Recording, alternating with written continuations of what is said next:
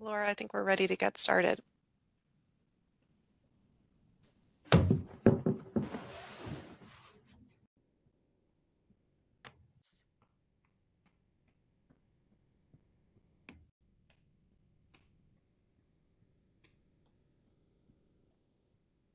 Can you hear me?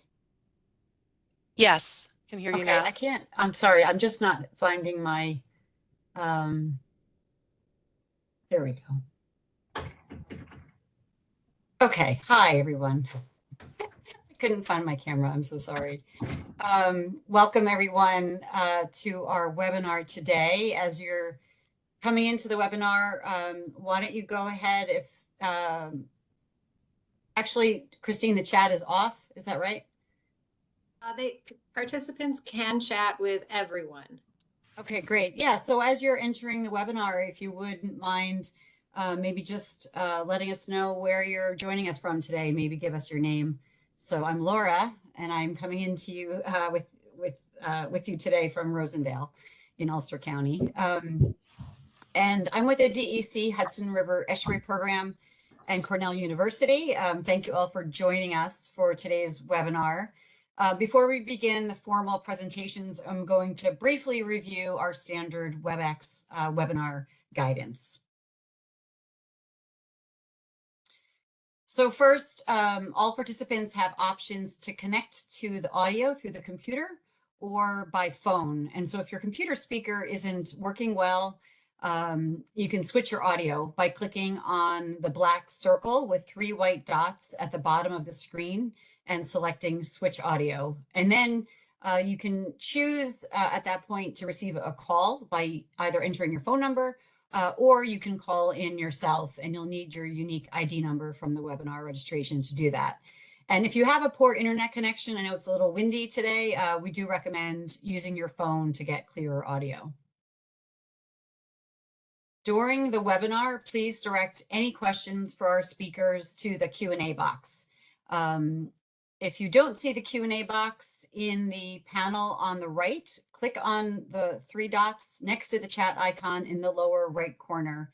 Once we get started, we'll be monitoring the questions for our speakers in that Q&A box, not the chat. And there will be time for some questions after the presentations, hopefully, but then we'll also have more time at the end of the webinar. Finally, just a few notes. As you probably have figured out, all attendees are muted. The webinar is being recorded and will be made available to view on the DEC website with all of our other past webinars. And we'll share that link in a follow-up email to everyone on today's webinar. You'll also receive an email confirmation of attendance right after the event, and you can use that if you need to submit for municipal training credit for those of you on planning and zoning boards. And finally, there will be a brief survey at the end of today's webinar. A little pop-up box might come up. Please click through to that page when the webinar is over. We really value your feedback, and we use it to help decide what our future offerings will be about. Okay, now that I've covered some of the basics, I'd like to welcome you all to this really special Conservation and Land Use webinar today. I'm Laura Heedy. I'm the Conservation and Land Use Program Coordinator from the DEC's Hudson River Estuary Program through a partnership with Cornell University's Department of Natural Resources and the Environment. And I'd like to thank my colleagues who co-organized and will be co-moderating today's webinar. We have Carly Fraccaroli with our partner Scenic Hudson, Ingrid Hakel at the DEC Hudson River Estuary Program, and Christine Vanderlyn also with the Estuary Program, and Cornell. So thanks to all of you and the speakers, and we hope today goes smoothly. So here's today's agenda. We have a packed program with really amazing local leaders to share their experiences from their communities. So after a brief intro, we'll hear from Supervisor Patez from the town of New Paltz with a case study, followed by Supervisor McKeon from the town of Red Hook. We're then hopefully around 3:15 going to give you a 5-minute break if you need to refill your coffee, get some water, and then Carly and Ingrid will bring us back with a short presentation on funding and tools. That will be followed by a case study from Rob Leslie from the town of Bethlehem, and finally a case study from the city of Kingston with Julie Noble. And then we'll have some Q&A and we should be wrapping up at 4:30 today. So this webinar series is offered through the Hudson River Estuary Program, which is a unique program at the New York State Department of Environmental Conservation. It was established to help people protect, enjoy, and revitalize the Hudson River Estuary and its watershed. And the program is guided by a 5-year action agenda. And I just want to point out that one of the key benefits our program strives to deliver on is conserved natural areas in the Hudson Valley. We do this not through land protection so much as through this kind of work, through providing training, technical assistance, and grants to land trusts, to local municipalities, and other organizations who are interested in pursuing conservation planning. And that's what today's webinar is about. And you can learn more about the Estuary Program and the action agenda at the DEC website, which we can maybe share with you in the follow-up.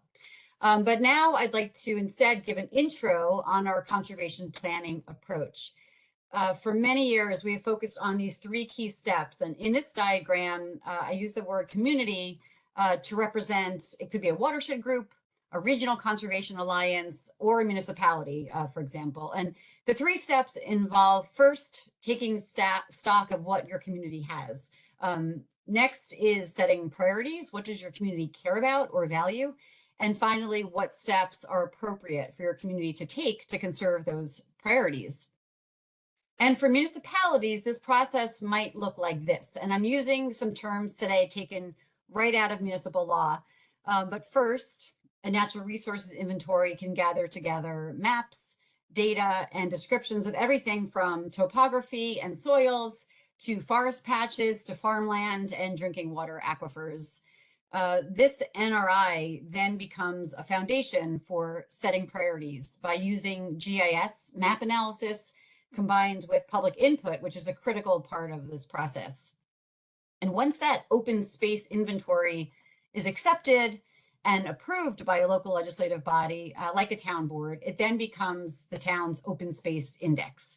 And as a side note, it's this step that can then enable a conservation advisory council to be elevated to conservation board status with a more structured and formal role in reviewing any land use projects that are proposed in those priority lands that are listed in the index.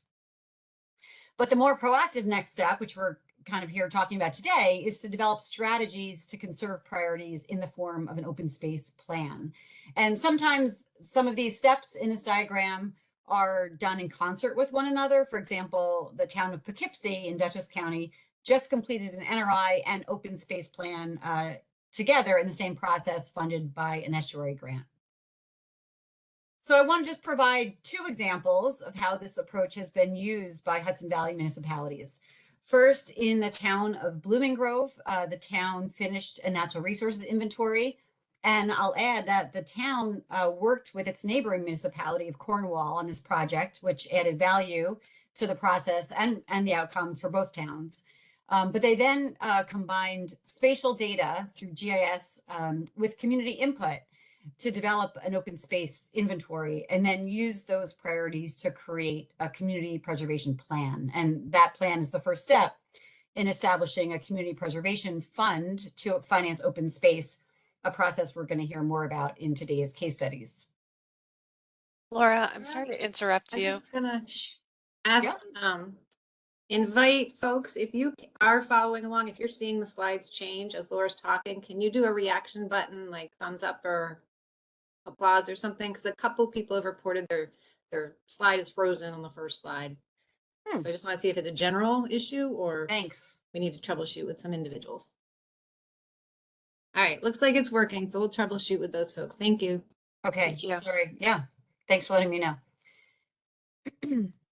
Okay, so a second example I wanted to share of this process is from an urban community, and one we're going to learn more about in today's webinar. But the city of Kingston similarly went through this process of creating an NRI. They held a lot of public input sessions with the community, and then they finished an open space plan in 2019. And as Julie Noble will be sharing today, they're not finished with this process yet. So this probably sounds like a lot of work. Why is this important? First, we live in this incredible watershed, this amazing Hudson Valley. And part of the reason it's a wonderful place to live and visit is the remarkable biodiversity we have. From mountains and ridges to low river valleys and floodplains, the beauty of our landscape is the result of the living ecosystem that we share. And municipalities making decisions at the local level across this living landscape have tremendous authority and opportunity to protect clean water, increase climate resilience, and conserve wildlife habitat, scenery, and other local and regional priorities. And these are all connected and intertwined, right? No one entity can maintain this incredible biodiversity that provides for all of these ecosystem services that support our human communities. So the state, counties, land trusts, local towns, cities, villages, we all have important roles on what I like to call team biodiversity. And many communities have been taking action and partnering with the Hudson River Estuary Program. Since we published guidance on how to develop a natural resources inventory and really started helping municipalities with NRIs in earnest in around 2015, 47 municipalities have completed NRIs. And more importantly, they're using those NRIs to develop conservation plans and policies. And so we'll hear examples of this today. And so I'm very excited to introduce our first two speakers who will share how their municipalities have benefited from proactive conservation planning and financing. First, we're going to hear from Neil Betez, who is currently in his third term as New Paltz Town Supervisor. Neil has a BS in forestry from the University of New Hampshire, an MA in biology from UNC Greensboro, and a PhD in ecology from Cornell University. Neil is also a visiting scientist at the Carey Institute of Ecosystem Studies in Millbrook, New York, where prior to being elected into his current position as supervisor, he did research on ecological processes and urban environments, how our actions affect them, and what we can do to make urban areas more sustainable. After Supervisor Betez, we'll then hear from Robert McKeon, who was just elected for his third term as town supervisor in Red Hook. Congratulations. After moving to Red Hook 25 years ago and taking up farming, Robert quickly got involved in the community as a volunteer on the town's Agriculture and Open Space Committee, which he served on for 10 years and eventually pursued various initiatives like purchase of development rights and Community Preservation Fund, both of which and other initiatives had huge impacts on land conservation in the town. So much so that Robert was recognized by Scenic Hudson as a Hudson Valley hero for his leadership in open space and farmland preservation. And I'll add that unofficially in my book, Robert is also a habitat connectivity hero, because about 10 years ago, we worked with the town on a connectivity mapping initiative. And Robert supported the integration of those linkages and that mapping product into the town's community preservation plan. And to my knowledge, that was possibly, I guess, the first and only example of a town including connectivity in their conservation financing priorities. So I'm delighted to hand the webinar over to the both of you to learn from your experiences, and we'll start with Supervisor Betez. Thank you. All right, well, thank you, Laura. I'm going to share my screen and hopefully people can see it. So today I'm going to be talking about a case study in the town of New Paltz, how we developed and implemented open space plans and financing policies. I'd like to thank Carol Lee, who helped put many of these slides together and who's the chair of the Community Preservation Fund Advisory Board.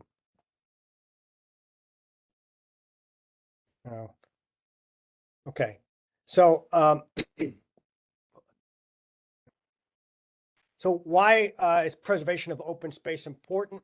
Scientists estimate that we must protect about 30% of the lands, rivers, lakes, wetlands by 2030 to prevent mass extinction and bolster resilience to climate change. And last year, Governor Hochul signed legislation enabling the state of New York to do this. So it's a good time to get on board if you have not gotten on board already.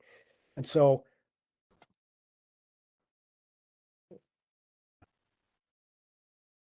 I go to the next slide here. Okay. So most people probably already know the environmental benefits, improved air quality, water quality, reduced flood risk, habitat protection, resilience to climate change.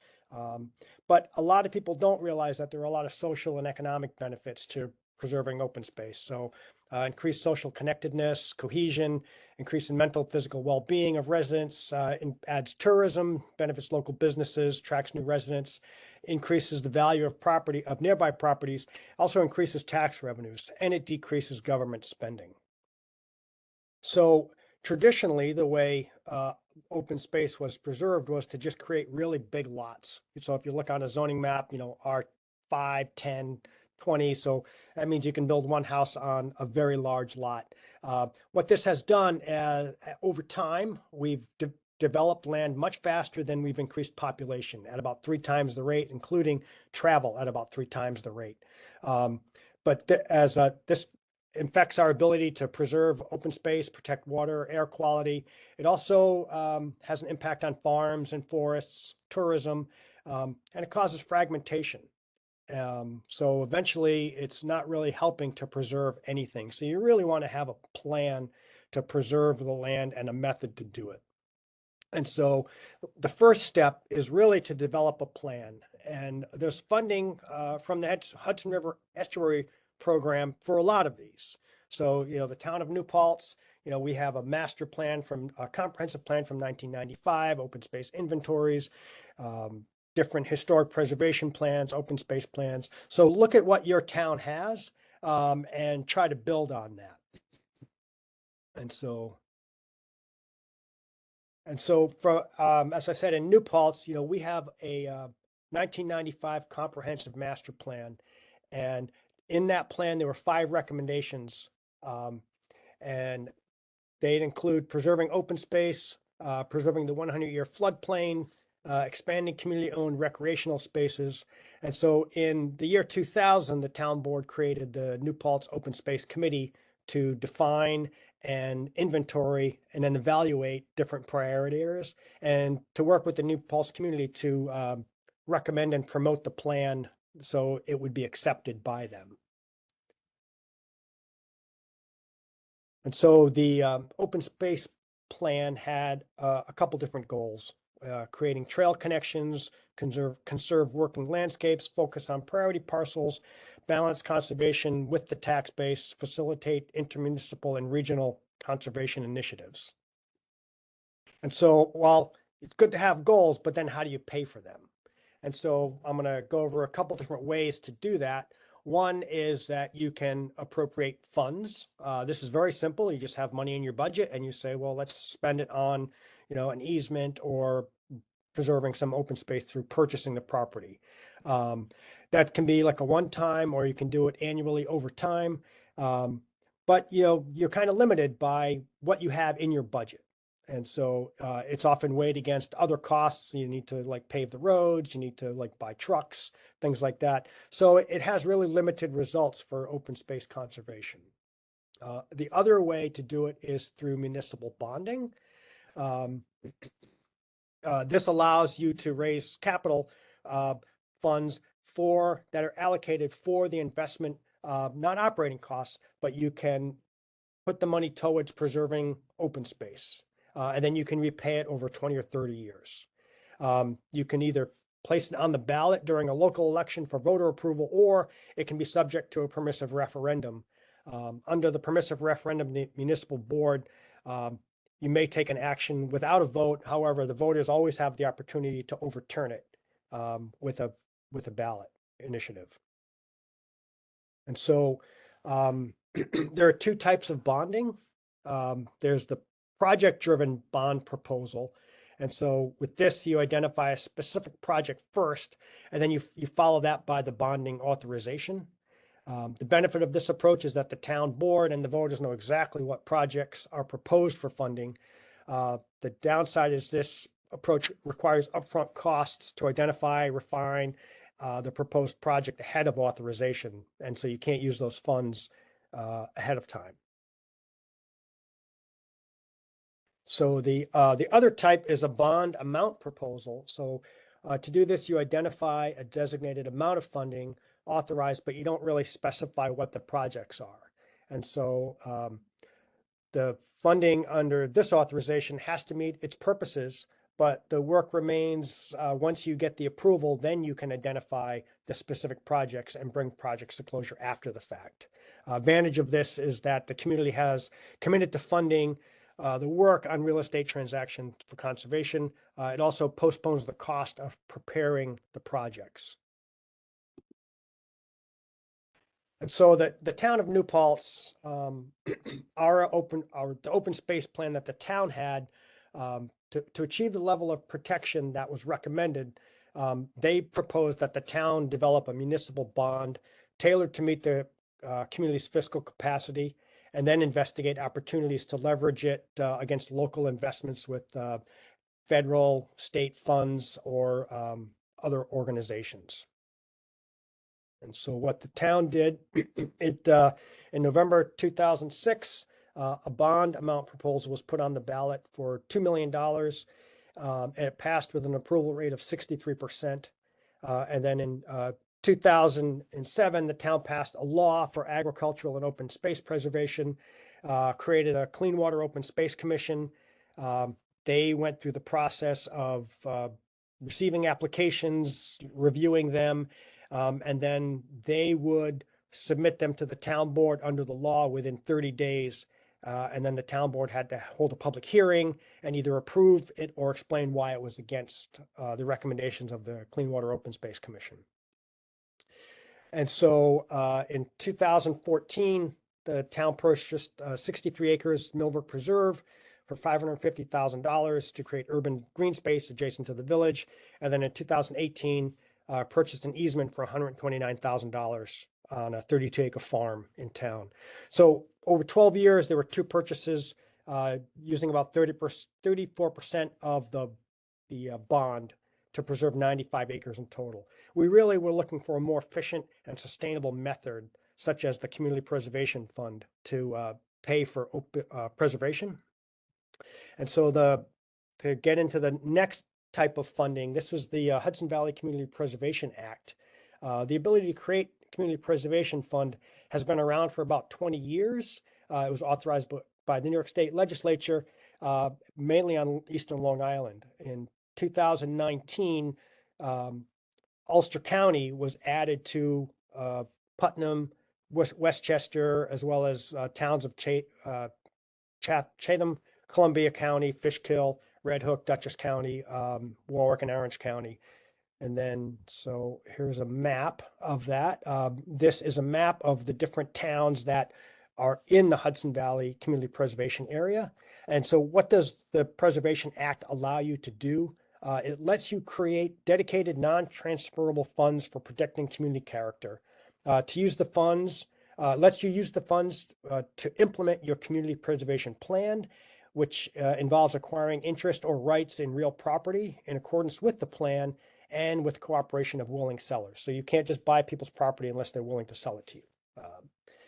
It also lets you receive revenues from if people want to donate gifts of land or other funds.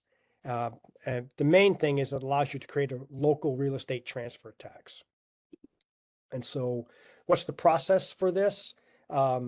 First, the town board has to adopt a local law establishing their community preservation fund. And then you have to also create an advisory board as part of the local law. Then the town board has to adopt a local law establishing the community preservation plan. The plan has to be approved not less than 60 days before the mandatory referendum to be held regarding the transfer tax. And then the plan has to be made available to the public to review it so they know exactly what you're doing. And then after adopting the plan, the town has to adopt a local law imposing a real estate property transfer tax not to exceed 2%. The adoption of this local law is subject to a mandatory referendum held at a general November election, which basically means the voters get to decide if this happens or not. So there's a process of selling it to the voters. Let me just describe what the plan is about. The plan, it describes the purpose of why you want to have a preservation plan. In New Paltz, we decided to focus on 7 specific areas, but other towns, you can take any approach you want. Doesn't have to be these 7 areas, but I'm just going to go through those to explain how we did it. Each focus area, we identified the parcels by identification numbers, acreage, and then we prioritized them. But the important thing is that if the parcel is not in the plan, you cannot use the funds that are generated through this transfer tax to actually preserve that parcel. So it's important that you have a wide enough plan that meets all of your needs.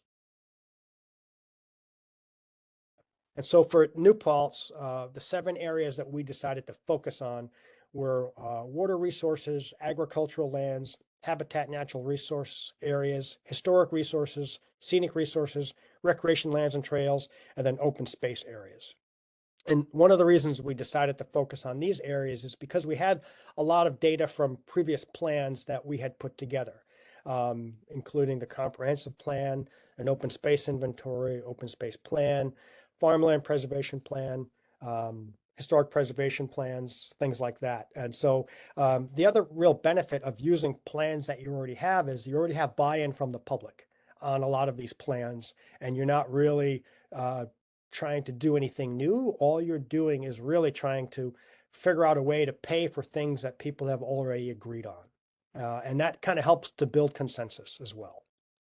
And so, like I said, we score each one of those different areas. And this is just an example of how we did the water resources priority. So, we looked at the different parcels in the town, where there are reservoirs, aquifers, floodplains, wetlands, and then a couple different other criteria. And then you'd add them up and that would get the water score. And then you would do the same thing for all of the different other areas. So for us, it was water, agriculture, habitat, historic, recreation, scenic, open space. You add up all of those different scores, and that gives each parcel a total score. And so in the end, we ended up with about 1,572 parcels containing the different priority resources, and the scores ranged from 1 to 23 different attributes.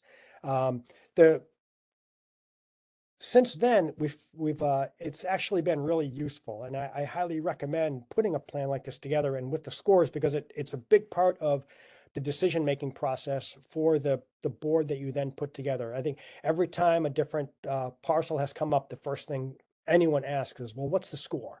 And it really helps you kind of start the conversation, and it gets everyone onto the same page using the same language, instead of like, oh, well, I really love that one. And, oh, I used to go there when I was a kid. At least you're trying to then make your decisions based on data, which you can always deviate from that, but it gives you a nice place to start having conversations from. And so the experience in New Paltz, we held a referendum in November 2020. We added a 1.5% tax to be paid by the buyer. The resolution passed with 72% of the voters, and 95% of the voters actually turned the ballot over and saw it, and then 72% voted in favor of it. So it went into place in February of 2021. And under the law, it's the Hudson Valley Preservation Act. Under that law, the median home price for the county is exempt from the tax. So in 2019, that was $245,000. So if you were buying a house for $245,000, you didn't pay any tax. And now it's $350,000. It's been a crazy couple of years. You don't pay anything if you're buying a house that's $350,000 or less. And to date, we've had 509 sales. 186 or 37% have been below the median. So those people have not paid any of the taxes. And our preservation committee is currently working with several landowners and land preservation organizations on easements, purchases. We've bought some parcels at county auction, but we really haven't had like a landmark proposal yet, where we have the money and we have the connections now, and it's made the process of preserving through easements or purchases much more straightforward, and now it's about the value of the property and not really whether we have the money or not. And so we're able to meet the goals of what we're trying to do. And I don't think I think that's about it. And so hopefully got 3 minutes. I'm a little bit short, but if anyone has any questions, I'm happy to answer them. Thanks, Neil. That was great. And you did finish a little early. There is a Unlike last time. question. There's a question that I anticipate Robert will also want to address, but we can, since we have time now, Reuven in, I think, Rhinebeck asked if an area of focus, like in those 7 focus areas you talked about, could have included land for affordable housing. Do you want to talk about that now, or do you want to wait till the larger Q&A after Robert's presentation? So under that's not part of what we were allowed to do under the Preservation Act. I think that varies by the authorizing legislation, and so for us, the land has to be preserved, and it can't be sold after that. So there can be an easement or purchase on it, but I don't, or it can be agriculture. But for this authorizing legislation, we're not allowed to put that money towards affordable housing. But maybe we could do the acquisition of the land, but I don't know about that. So it's something to look into. Yeah, and I'm not 100% sure, but I think we'll hear a little bit about one project in Red Hook that Yes, luckily yeah, the is people who know more balancing than me are conservation coming up next. and housing. But there's another question, a couple more questions for you, Neil, and we still have lots of time. Was there a parcel size threshold used for the ranking process in New Paltz? For example, maybe only parcels over 5 acres were considered. I don't think so. In the end, though, the smaller parcels didn't have as many of the criteria to make it on the ranking. I think, if some of the parcels were already developed, some of them made the cut because we included historic preservation as well. So there could be small, older lots that had historical value on them. Great, thank you. Oh man, the $1 million question. What once a property is purchased by the town, how do you cover the costs of maintaining those properties? Excellent question. Under the law, you're allowed to use 10% of the funds for ongoing maintenance of the property. So, say you've raised, $100,000 in real estate transfer tax, you could use up to $10,000 towards maintenance of that property, such as monitoring easement or something like that. So there's not an ongoing cost.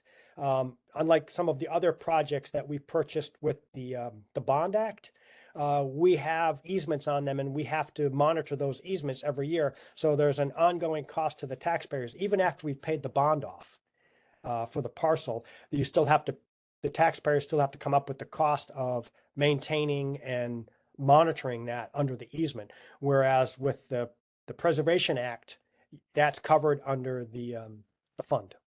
So it does not cost the taxpayers in the future. Thank you. Well, I don't know if you want to follow up or if you have any follow-up thoughts on where else. So for example, with the projects that were funded through the bond, where do you generate money? Is there, besides appropriations for management and there are some people that lands? donate money or time, but most of it has to come out of the taxes, right? But we haven't, the one parcel that we did acquire, it's really like an urban park, and it's right adjacent to the village. We're just finishing up some new trail work. We got a grant for that, so you can get grants to fund them as well. We're putting a bridge in, building some trails. We have a local volunteer organization that does a lot of work in there, but it is an ongoing cost, just like any park is, right? Or playground or something like that. Yeah, it's good to be reminded that that's part of the planning. But if you were to just put an easement on something and then you had to monitor that easement going forward, that would also be an ongoing cost, and the town has some of those as well.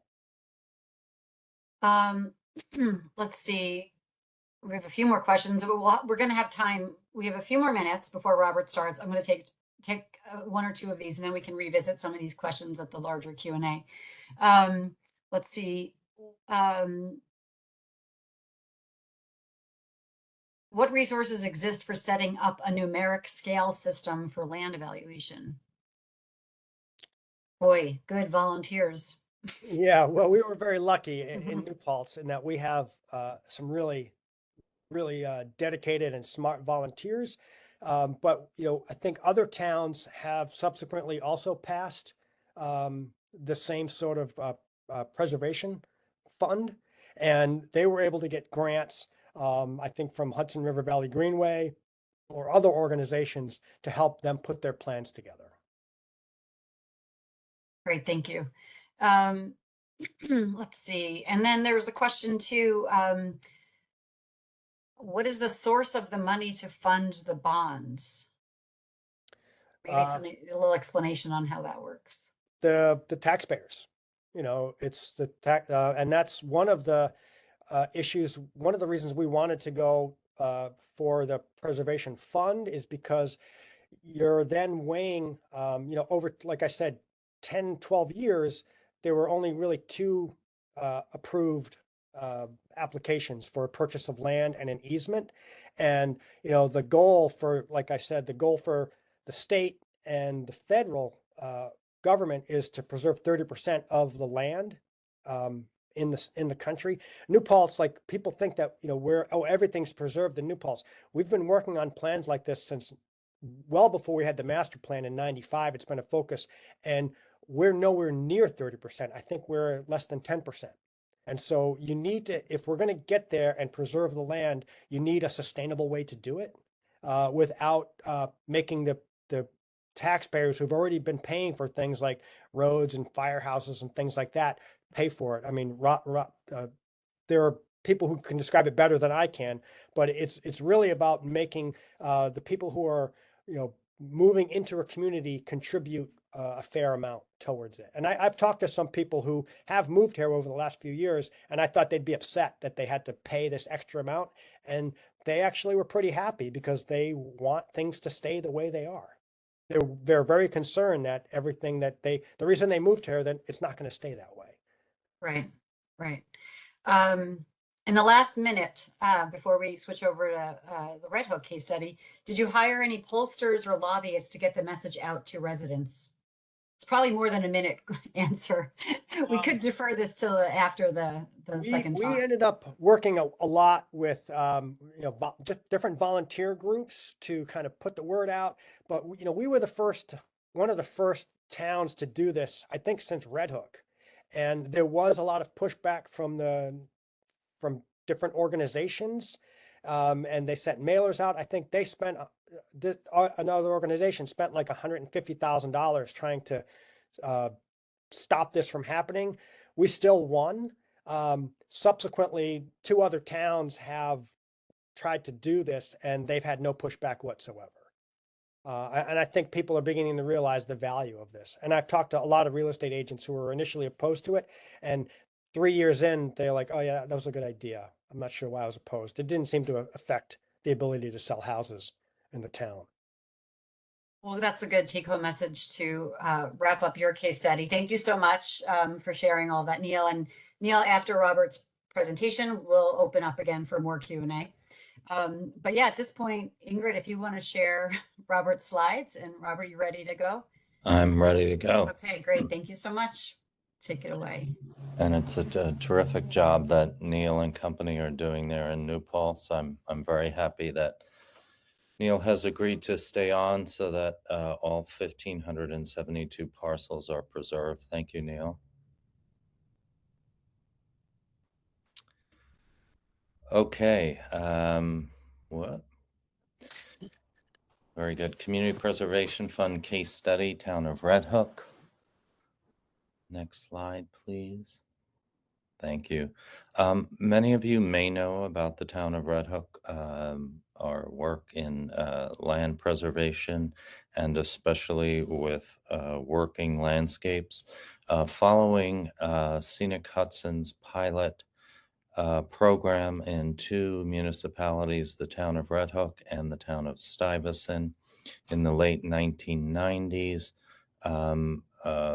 through encouragement from myself and others. Shortly thereafter, we endeavored to try to convince the town board to have a purchase of development rights program paid with a bond authorization to leverage funds with both land trusts, county, state, and you'll see in one example, the federal government to buy development rights. And it was a permissive referendum, but at the time in 2003, somebody was running for office in Dutchess County and decided to make an issue of it and get his name out there. Became a public referendum, which in turn turned out to be a good thing. So, in short order, 45 to 62 days you have in order to schedule a public referendum. A campaign was waged featuring one of my cows, Daisy. It's cheaper to keep her. Cows don't go to school. And the referendum was put up for a vote in October of 2003, and 83% approval rate, which is amongst the highest across the nation. Continuing with the work, after protecting 3 farms, looking at trying to get the Hudson Valley authorization for community preservation approved up in Albany. Red Hook was impatient. We decided that we were going to ask for home rule. We reached out to our members in both the Assembly and the Senate to see if they would carry a bill to allow us to do so. We, at the time, decided that we were not going to levy the real estate transfer fee at anything below county median sales, which now has become the norm. And in 2006, we received permission and put that to the voters at a really untimely period, right during the middle of the real estate recession, 2007 and 8. And we had the president of the New York State Board of Realtors was a Red Hook resident and decided that they were going to use some of their mobilization fund to nip this in the bud before it started to spread to other communities. And so there was a fairly well-heeled anti-campaign for this. The voters did approve it, however, in 2007. And next slide, please. During the course of this time, we were working on identifying areas that we, like many communities, wanted to discourage development. We came up with this concept of having an agricultural business district, trying to get across 2 messages. One is identifying where we want to protect. 2 is trying to educate people as to agriculture being an industry and that you should anticipate if you move into this area that you might encounter activities that you might not enjoy every single day of the year. Next slide, please. Critical mass, obviously, you see in that map. Here's an example of a project that we did using CPF funds, leveraging it with both the county land trust and the farm and ranch program, the federal government program, USDA.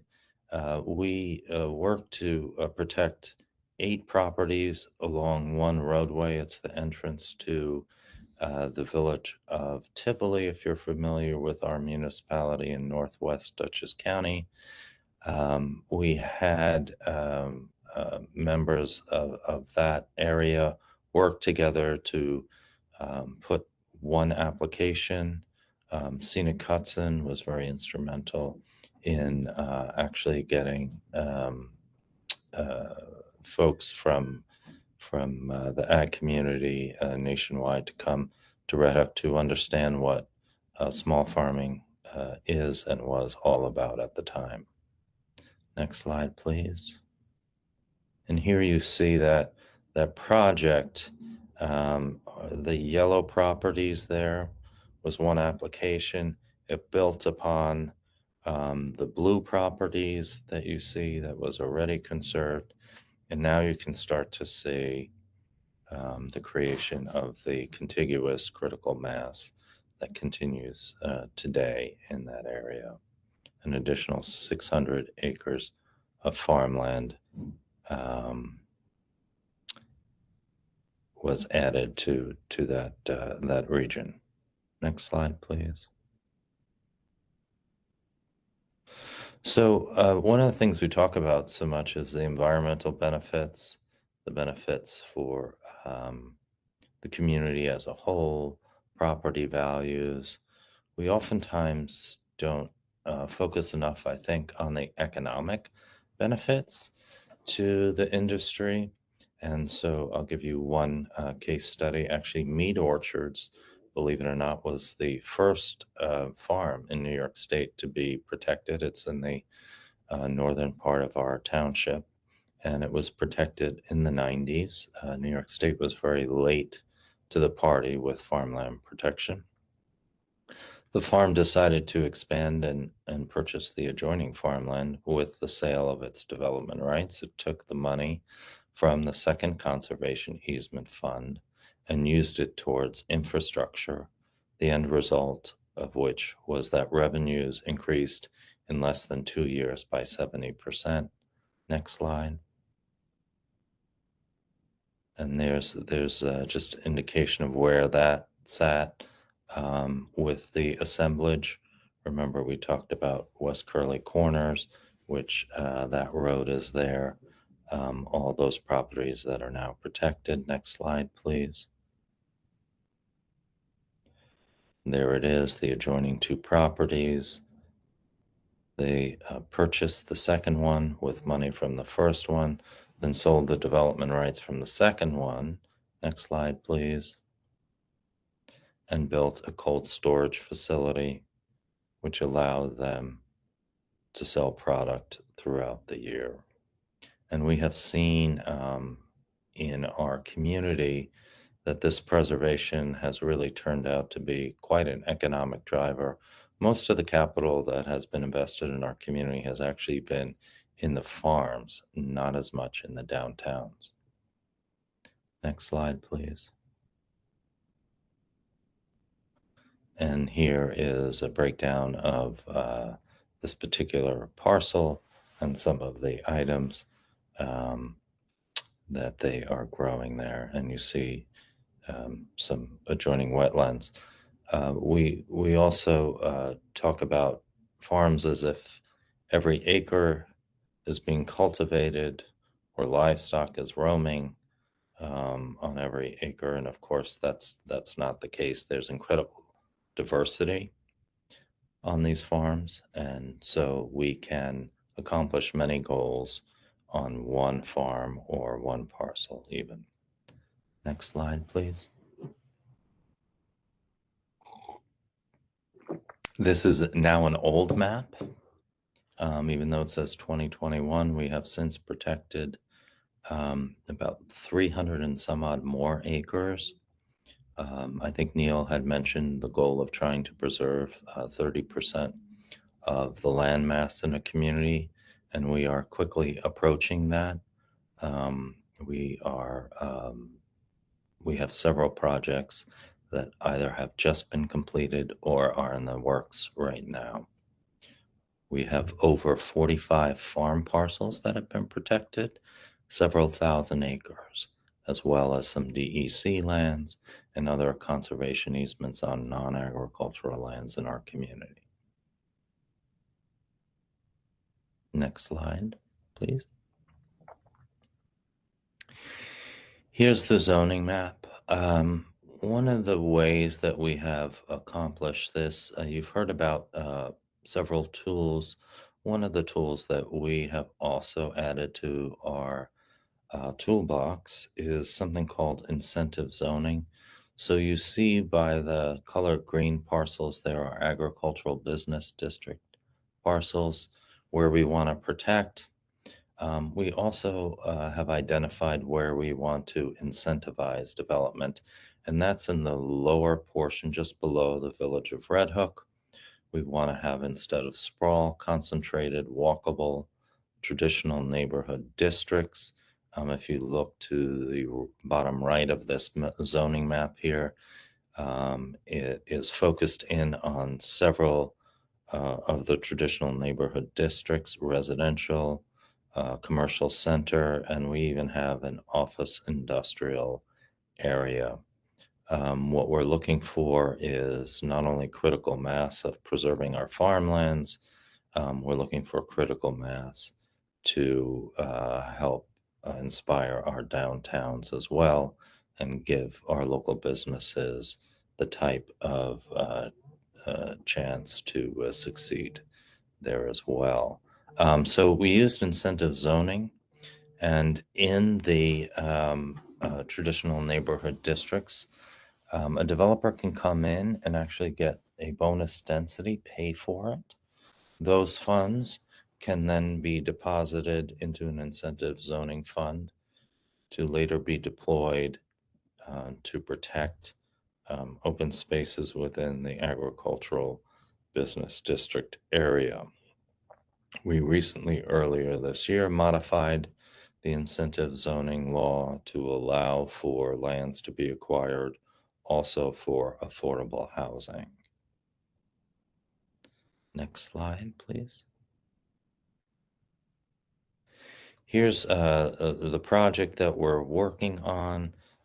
It's called the Cookingham Farm. The Cookinghams have been in this community for near 100 years.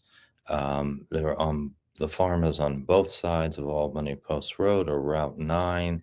It is the gateway in the village and township. In fact, the farm passes through both the village and town on both sides, making it a rather interesting place to have a farm in the village and to figure out what to do with it.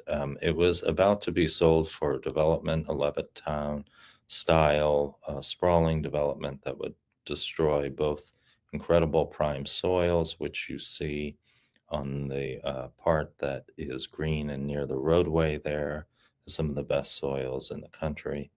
And the town decided that we had to act quickly before one of those contracts were executed. And so we took the extraordinary step of actually acquiring the lands in order to preserve them.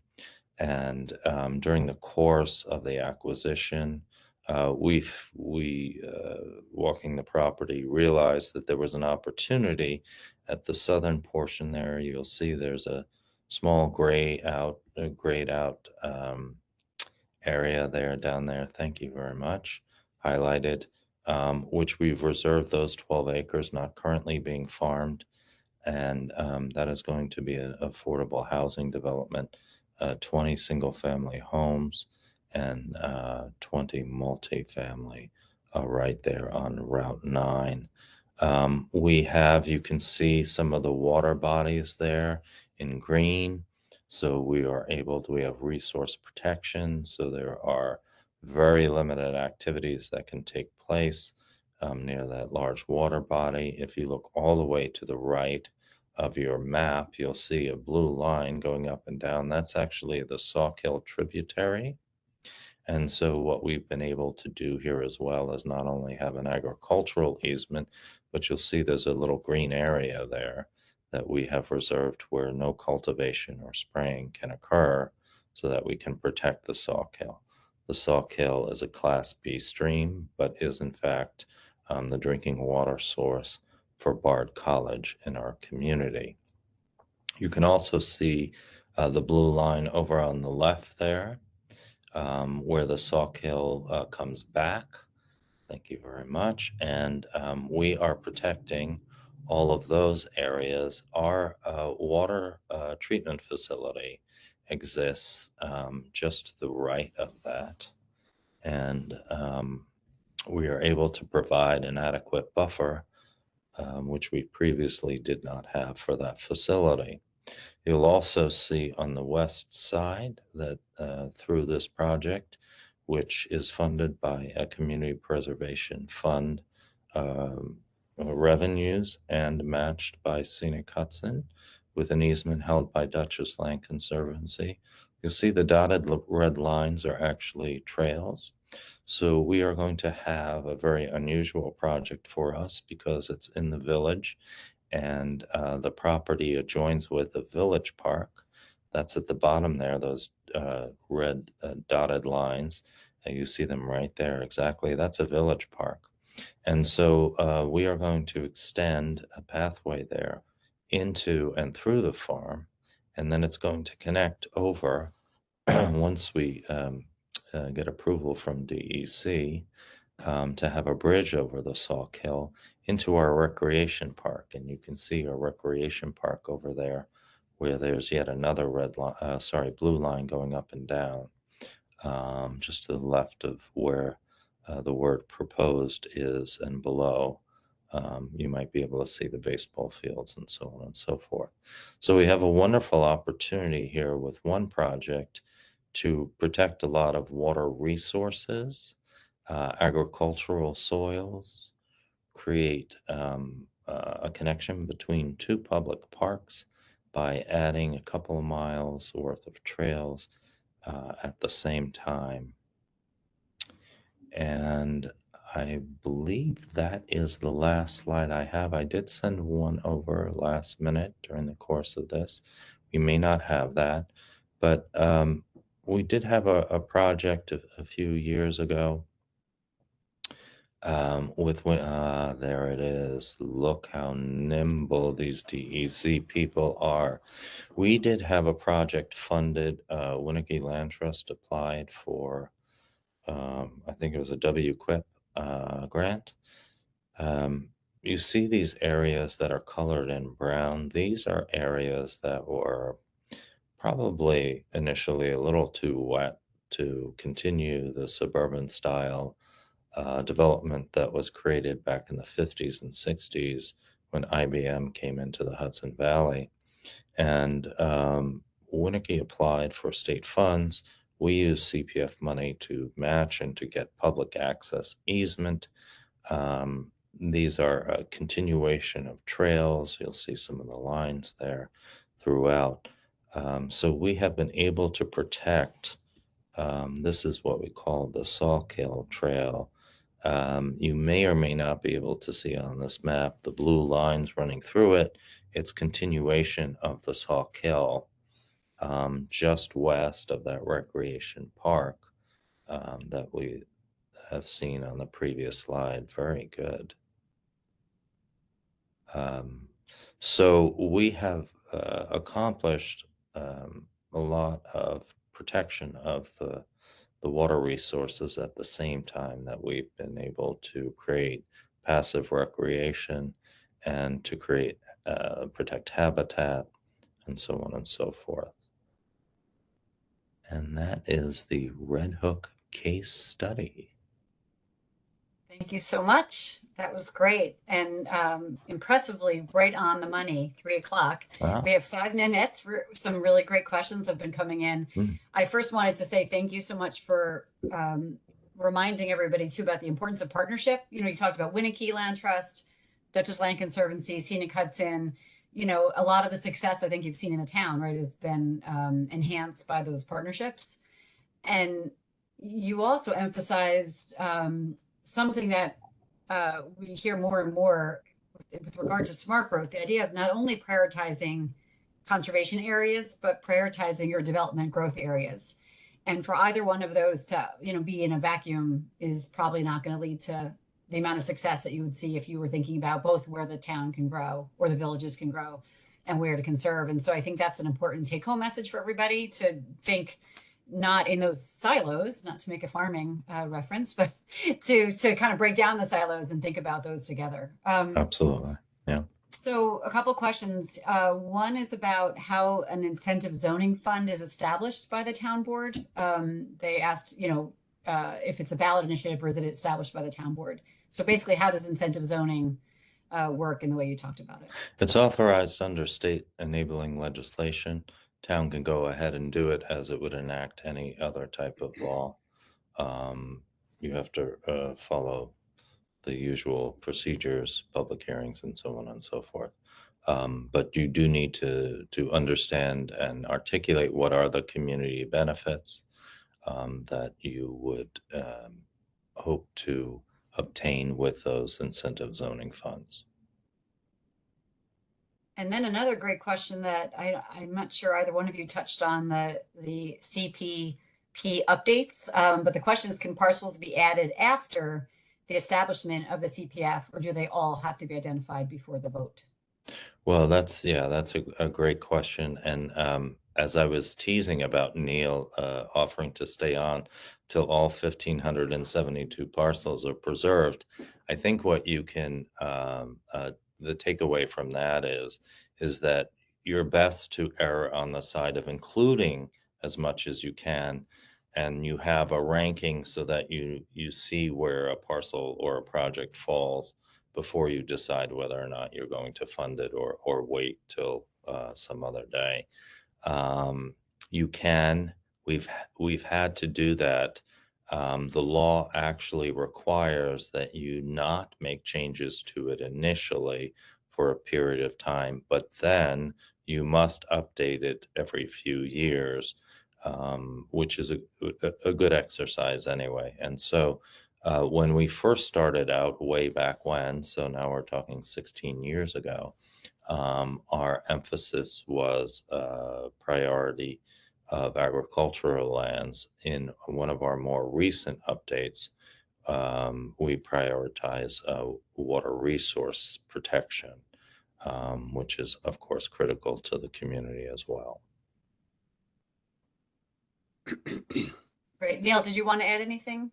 Yeah, no, but you explained it really well. You are expected to update it periodically. And it's a good thing to update, but it's a good thing not to do it every single time, because we've already found parcels that we're like, oh, I can't believe we didn't add that. And so keeping track of like things that you know, like riparian areas, things like that. So I just want to shift gears. We had a couple questions about a proposed legislation to expand authorization of Community Preservation Fund. Are you aware of any movement in Dutchess County for state legislation allowing all towns to pursue real estate transfer tax? Or do you want to talk about any of the statewide ballot, or statewide initiatives to expand authorization? Either of you? I'm not up on the latest and greatest. Carly may know.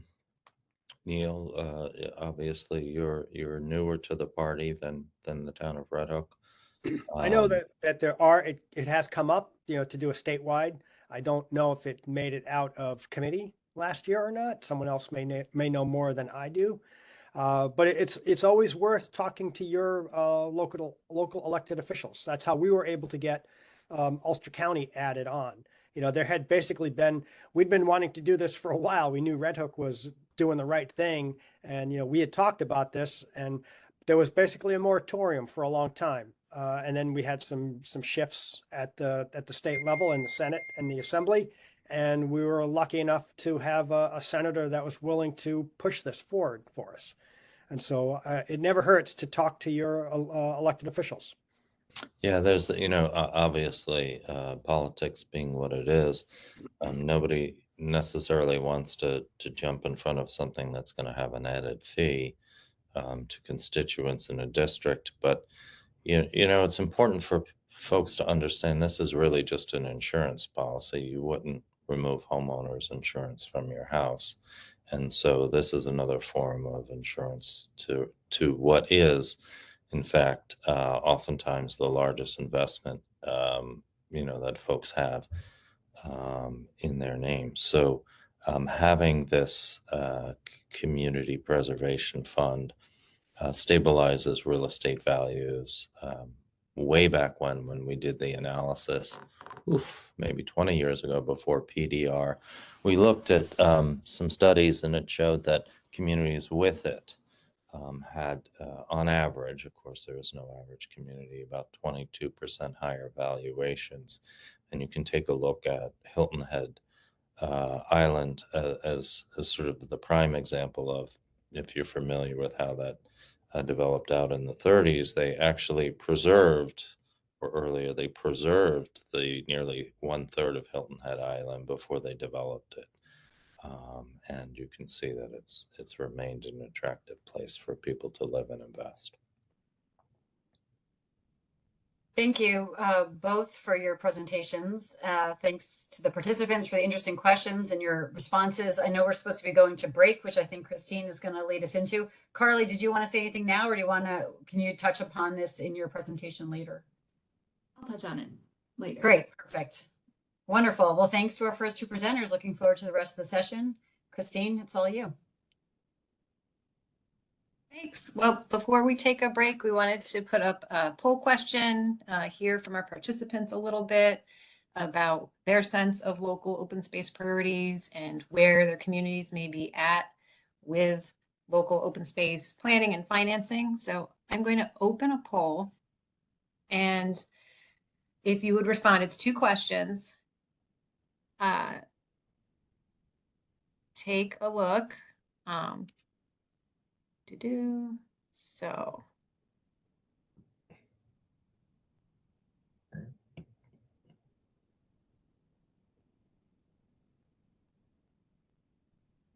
you should see a poll.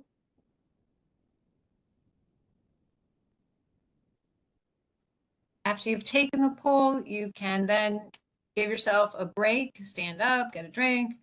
We'll come back at 3:12.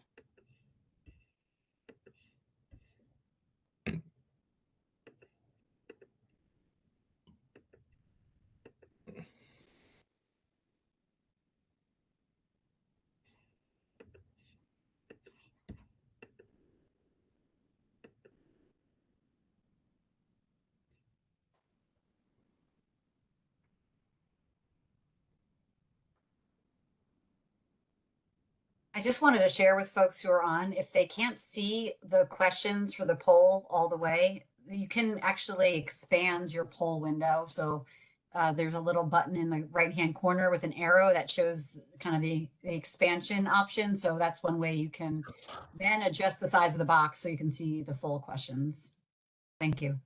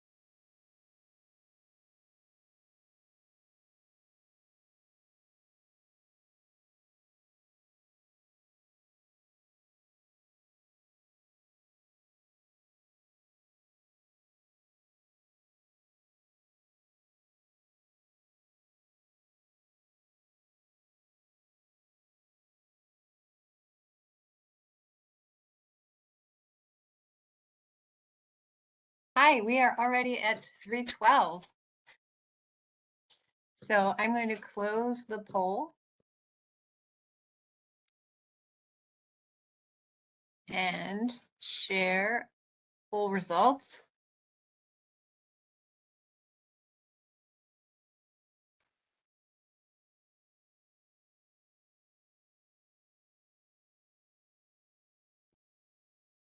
I'm not seeing the results. Are you seeing them, Christine?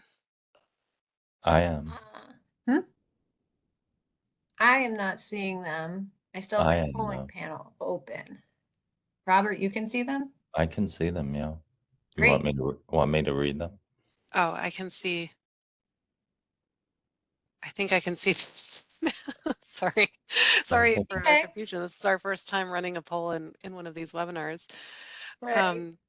Yeah, so hello everyone. My name is Ingrid Heckel, and so I'll look through these results. We asked about what kinds of open spaces are top priorities in your community, and the top response is areas important for biodiversity, wildlife habitat, and nature preserves. That was 47%. 40% said water resources, including wetlands, streams, and ponds. And then it looks like areas important for groundwater, and as well as areas important for parks and passive recreation were tied for third. So that's interesting. Neat. Um, all right, so welcome back from the break. My name is Ingrid Heckel, and I was recently promoted to manager of the Hudson River Estuary Program at the New York State Department of Environmental Conservation. And I'll be presenting this next section together with Carly Fraccaroli, who is the State Policy Manager at Scenic Hudson, about some tools, funding, and training available to get started with conservation planning and financing. And just as a reminder, here's our agenda. And many thanks again to our speakers, to Neil and Robert for their presentations in the first part of the program. So the second half of the program will also include 2 more case studies from the town of Bethlehem and the city of Kingston. And we'll introduce those speakers shortly. And then we'll have, again, some extended time for Q&A at the end and aim to wrap up by 4:30. So if you're just getting started with considering local options for financing open space protection, my suggestion is to become knowledgeable about the prior studies and planning your community has already completed to identify priorities. And Neil touched on this as well in his presentation.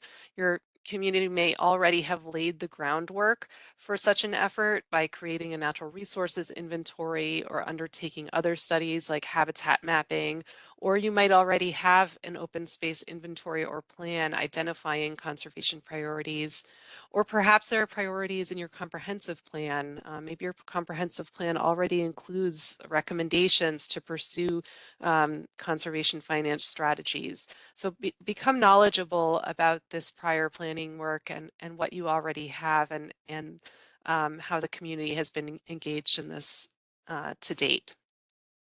In addition, county and regional open space conservation plans can be useful to providing context for priorities in your community.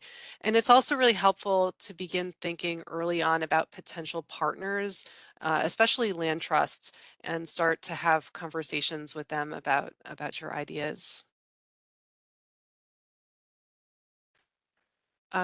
If your community doesn't already have an open space plan or a community preservation plan, then a next step may be to engage the public on this topic and to identify conservation priorities and outline strategies, including possible financing options. And our Hudson River Estuary Grants Program, stewardship planning grants, can fund these types of plans, as well as conservation finance feasibility studies. In addition, some communities have used Hudson River Valley Greenway community planning grants to fund these projects. And so I'm going to share 2 quick examples of funded projects.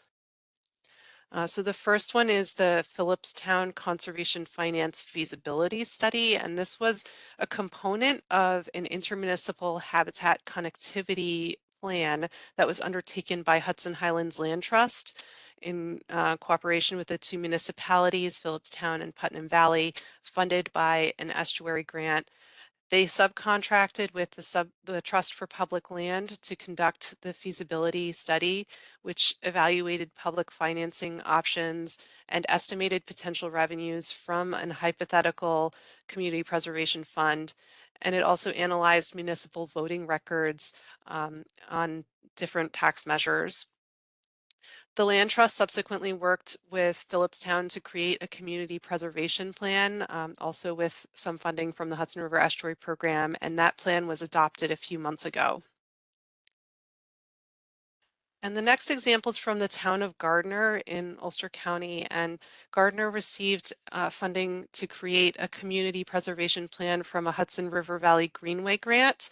The estuary program also contributed some funding to that effort through our partnership with Cornell University, which helped cover mapping related expenses.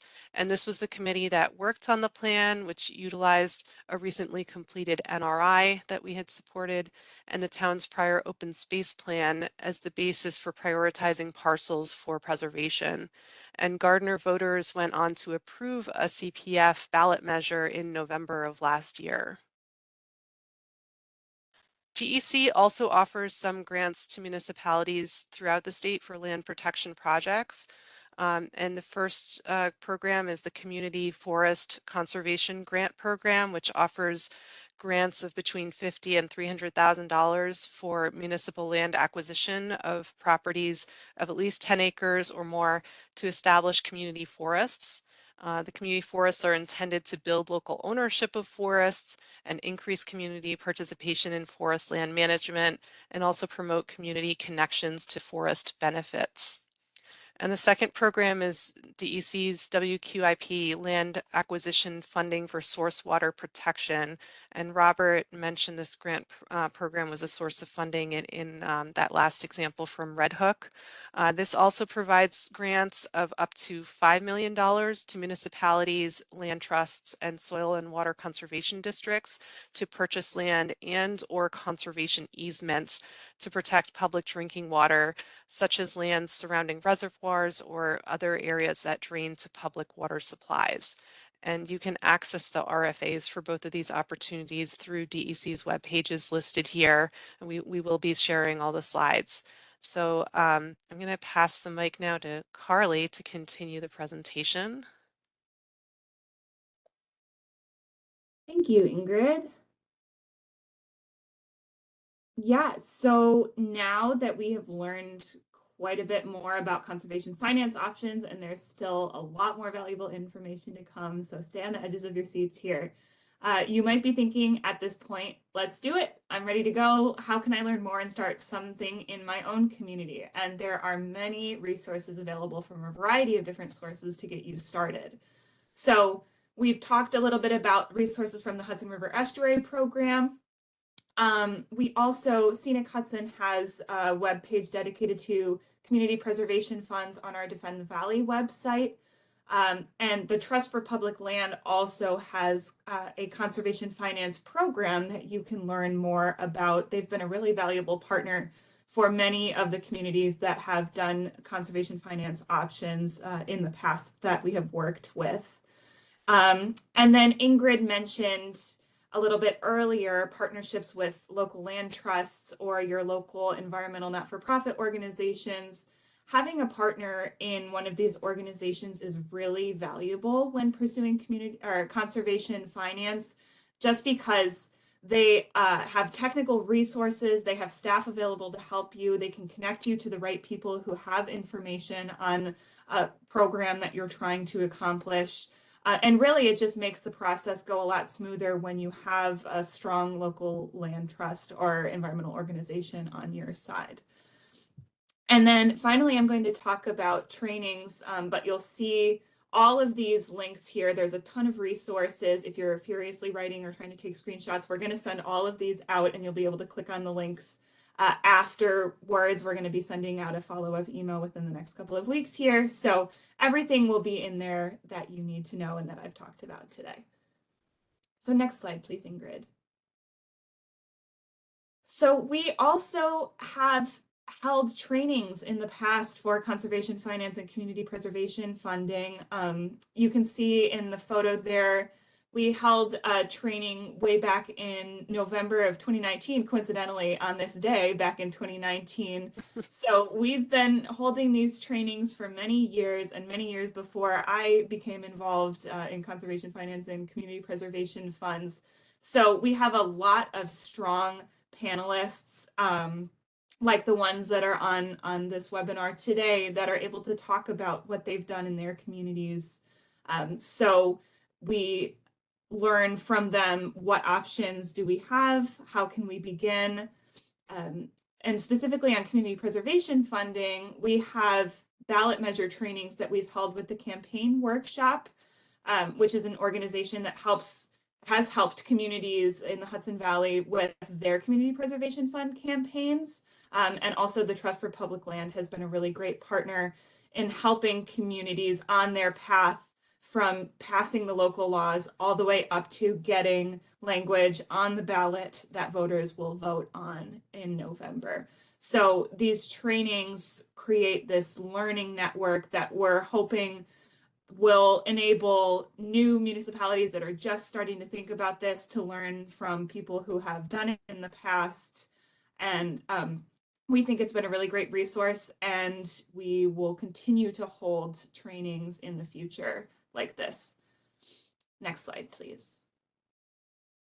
So speaking of information gathering and learning from other municipalities, I convene a community preservation fund coalition that meets every month.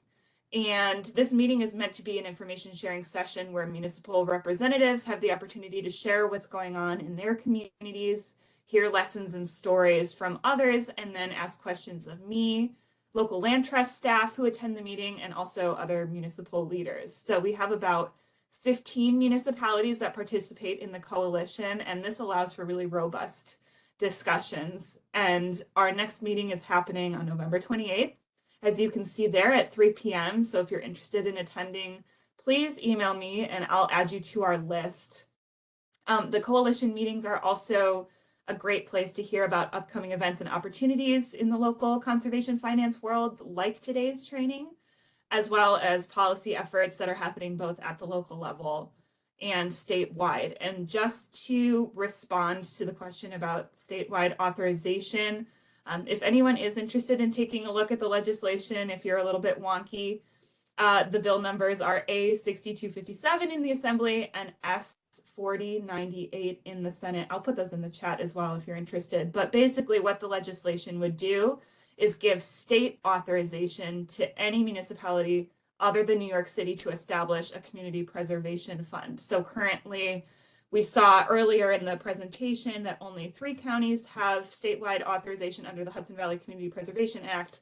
This would expand the authorization statewide. But in order to do this, a lot of support is needed, all the way from local volunteers to our state legislators.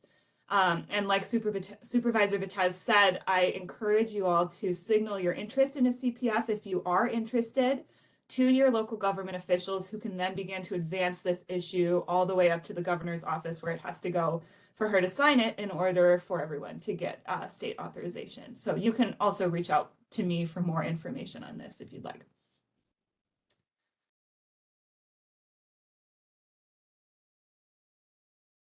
And now I am very excited to pass it on to our 2 next speakers here.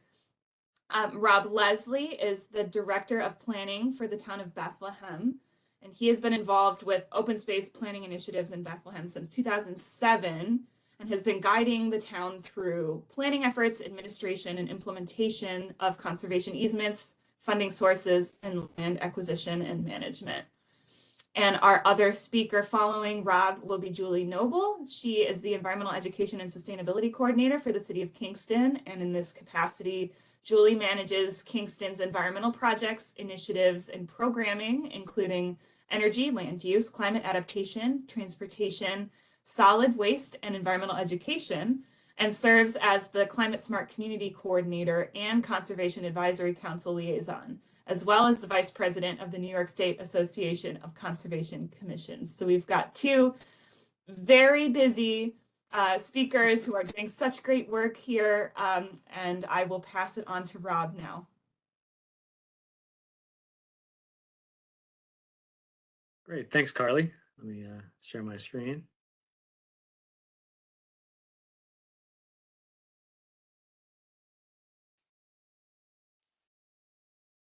Okay. So good afternoon, everyone.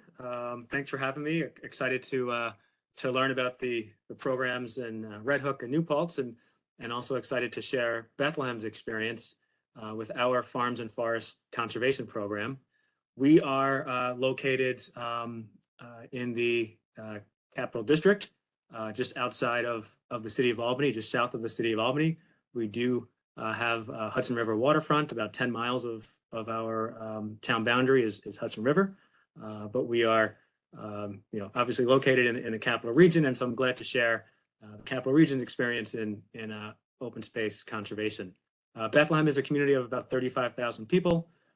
We mainly have our developed areas in the central and northern portions of our town, but as you move to the southern central part of our town, it starts to become more rural, more open, and becomes the focus of our open space conservation efforts in the southern and western areas of our community. I'm going to start the presentation this afternoon with some lessons learned. I always like to get into those quick information pieces first, and then hopefully as you listen to the remaining part of the presentation, you'll see where we've come to these conclusions on lessons learned. And so the first one is open space is a finite resource, and so we're really not making any more land, and so we certainly respect that there's a urgency of putting funding in place, putting plans in place to conserve open space in Bethlehem, and so that also leads to being prepared. Plan now. The best time to plan is yesterday, and knowing what areas of your town you want to conserve is important. So document those areas of town that are important to you, and that could be done through committees, through grant funds, but also knowing what areas are important to you can help you tell your story to grant reviewers, or telling your story to other conservation organizations who would look to partner with you. You also need to have a commitment from your elected officials. They need to be prepared to navigate some of the politics that may get involved with open space conservation.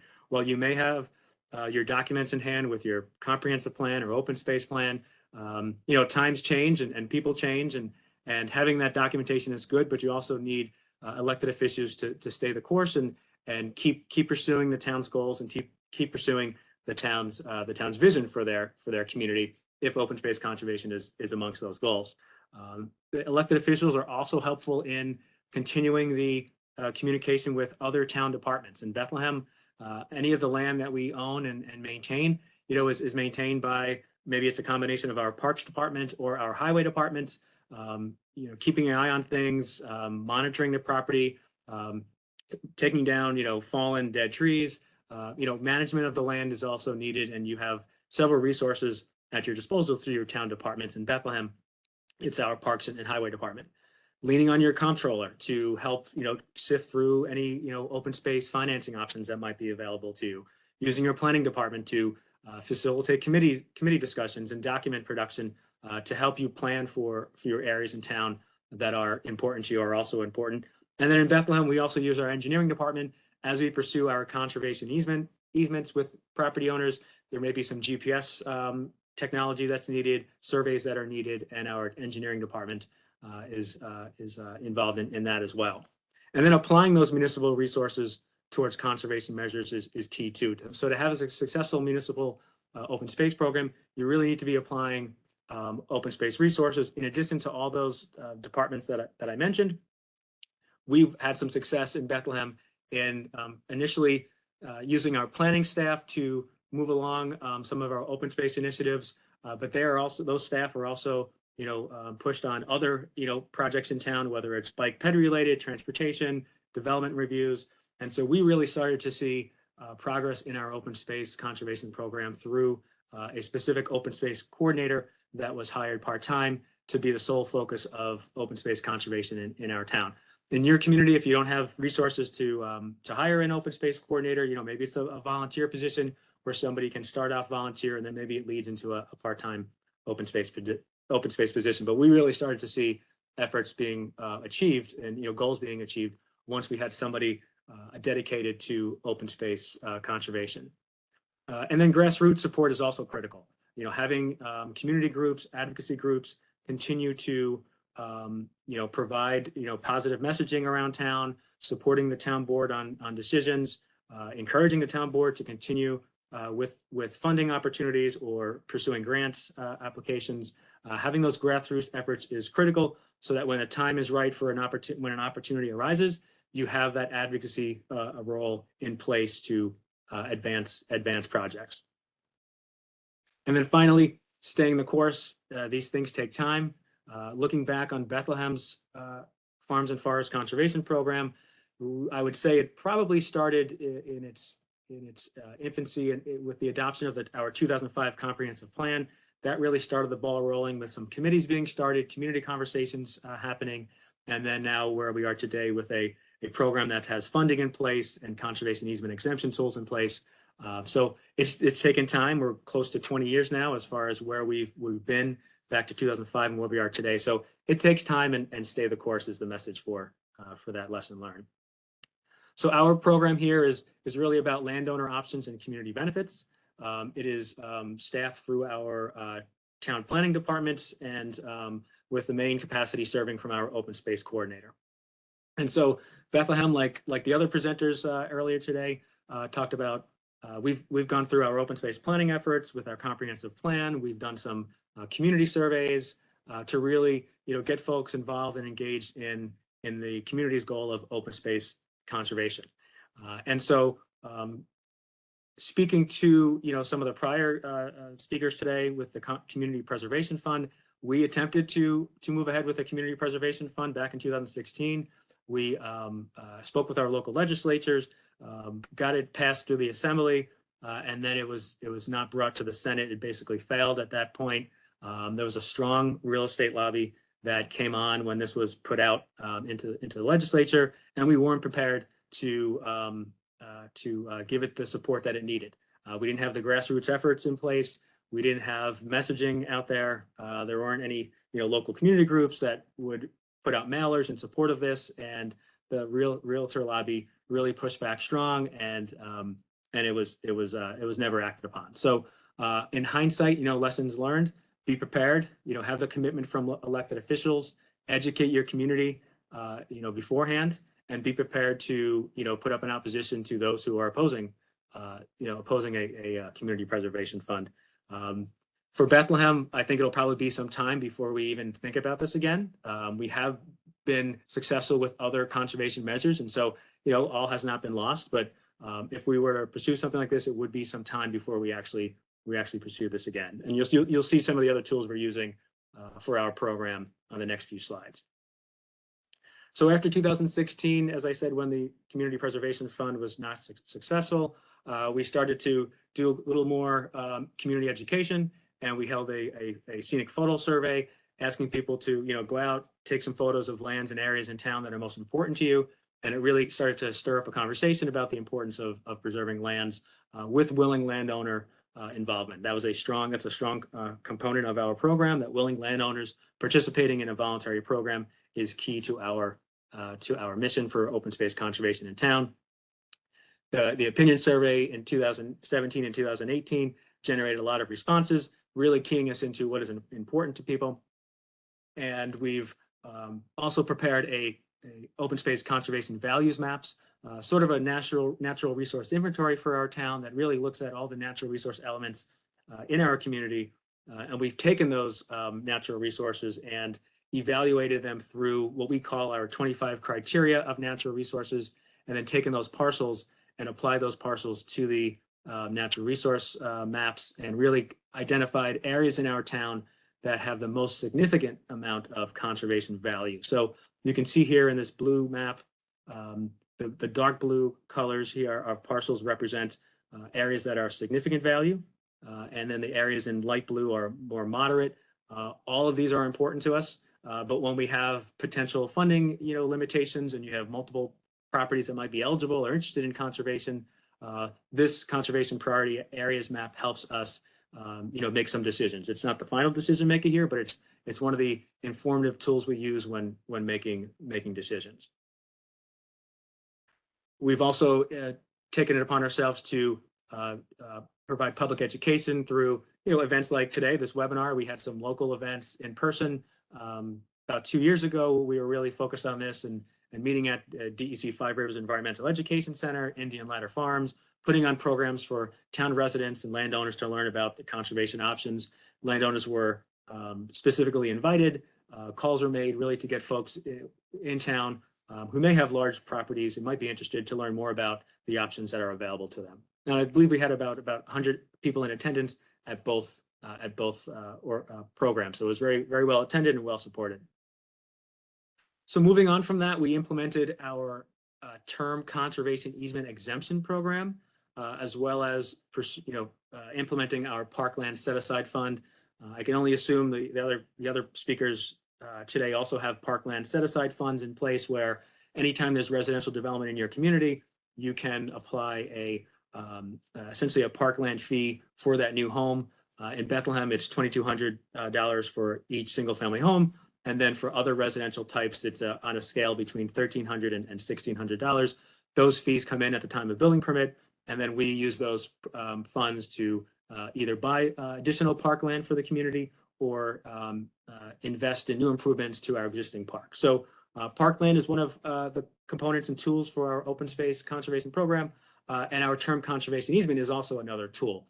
The term conservation easement exemption is a program that essentially allows us to provide a tax exemption on real property taxes. So New York State Real Property Tax Law 491 allows municipalities to issue tax exemptions on property that is foregoing development. So for a period of 15 years, a land can be placed into a conservation easement with the town. The easement is filed with the deed in the county clerk's office, and the owner will receive a 50% exemption. You can see here on the table, a 50% exemption on their assessed value of the land to receive the savings. Again, the benefit being the land is not developed and the landowner receives a exemption on their property taxes. Similar to some other state laws, each municipality who is interested in this term conservation easement exemption has to apply to the legislature. The legislature has to approve the municipality individually, and then you can go ahead and establish your program. You then also need to receive approval from each of the taxing jurisdictions. So for us, it's our county, as well as our 3 school districts. We have 3 school districts that span our border. And so to date, we have approval from our Bethlehem Central School District, which is the largest school district in town. The town of Guilderland just recently received their special legislation. And so because we have such a small area of town in the Guilderland School District, we're doing what we can to support the town of Guilderland and pursuing Guilderland's school tax exemption. And then we still have some early stages of speaking with the Ravenna Queens School District to see if they would be willing to opt into the program. Again, this program has conserved over about 217 acres in our town, and is just one tool of options to achieve open space. We don't buy the land. The owner continues to own the land. They're just receiving an exemption on the assessed value of their property. The school districts, I do want to mention the school district tax is important because it represents about 70% of your property tax. So having the school districts on board so that it applies to the school district taxes is key if you're going to attract people who are interested in the financial incentive of such an exemption. And so the Conservation Easement Exemption Program is operated by our Conservation Easement Review Board.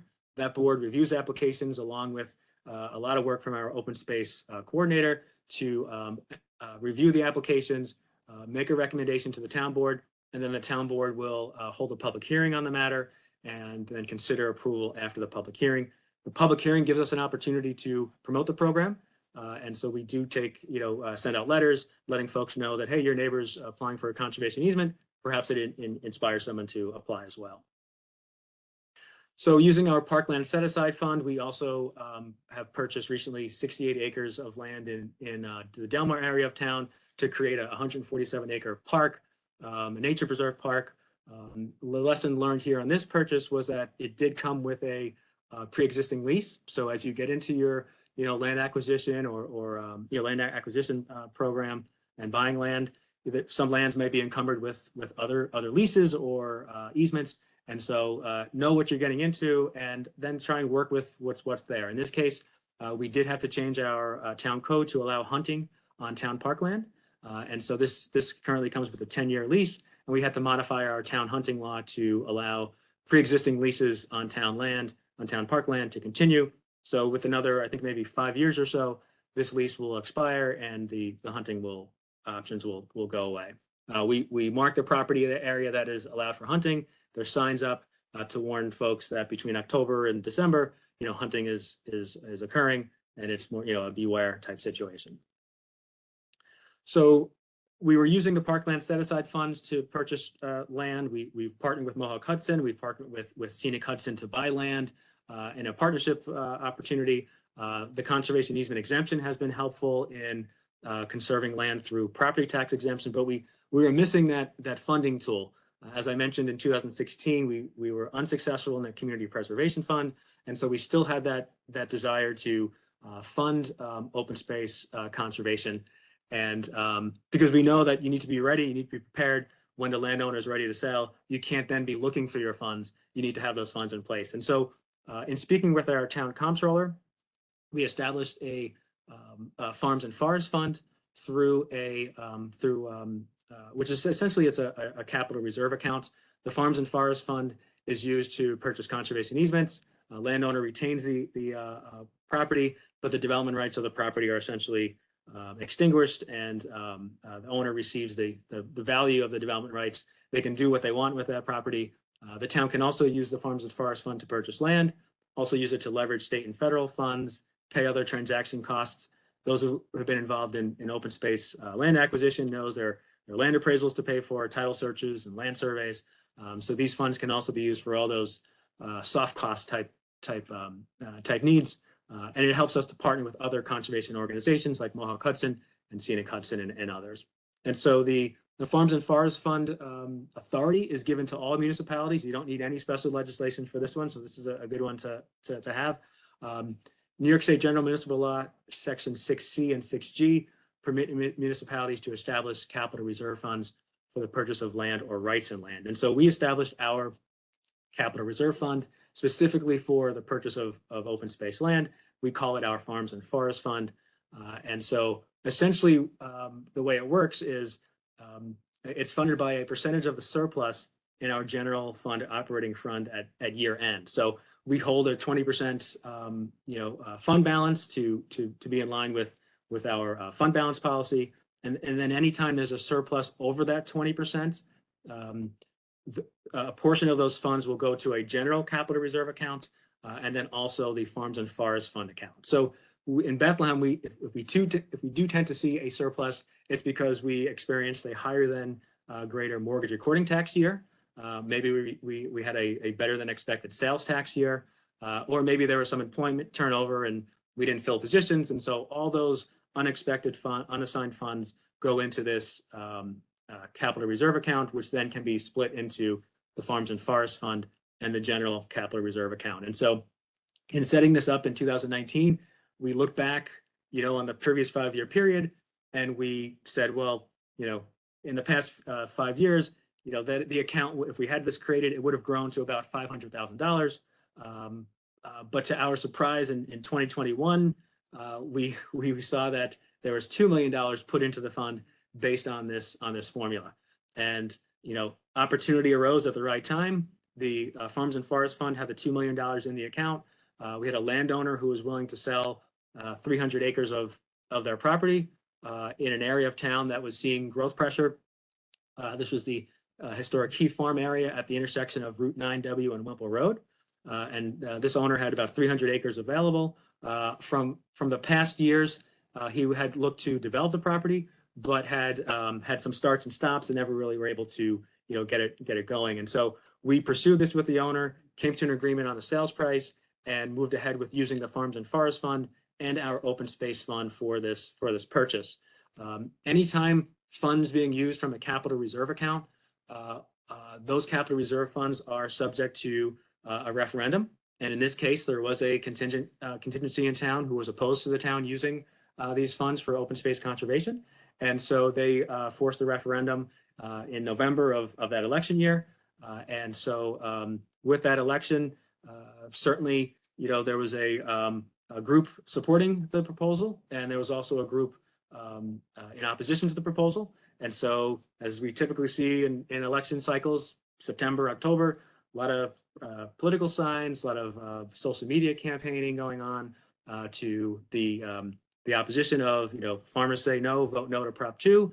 And then you had the supporting folks countering that opposition, putting the word out, getting out there on social media, setting up websites, and really, trying to educate people that the Farms and Forest Fund was set up for this exact purpose. Buying this land is what we did back in 2019 when we set up this account, and we're pursuing the purchase of land with a willing landowner. So the success here was that the vote was approved, and so in November of 2022, Proposition 2 passed with 61% of the vote, and the town successfully closed on the ownership of that land earlier this year, February of 2023. So successfully purchasing that 307 acres. We are now moving ahead with a Heath Farm Advisory Committee to set up a vision for that land and move that vision ahead to the town board to look at some options and recommendations that can be used to lease the land to a farmer, sell the land, extinguish the development rights. All those options are on the table, and we'll be working with this committee to do so and set up a plan moving forward.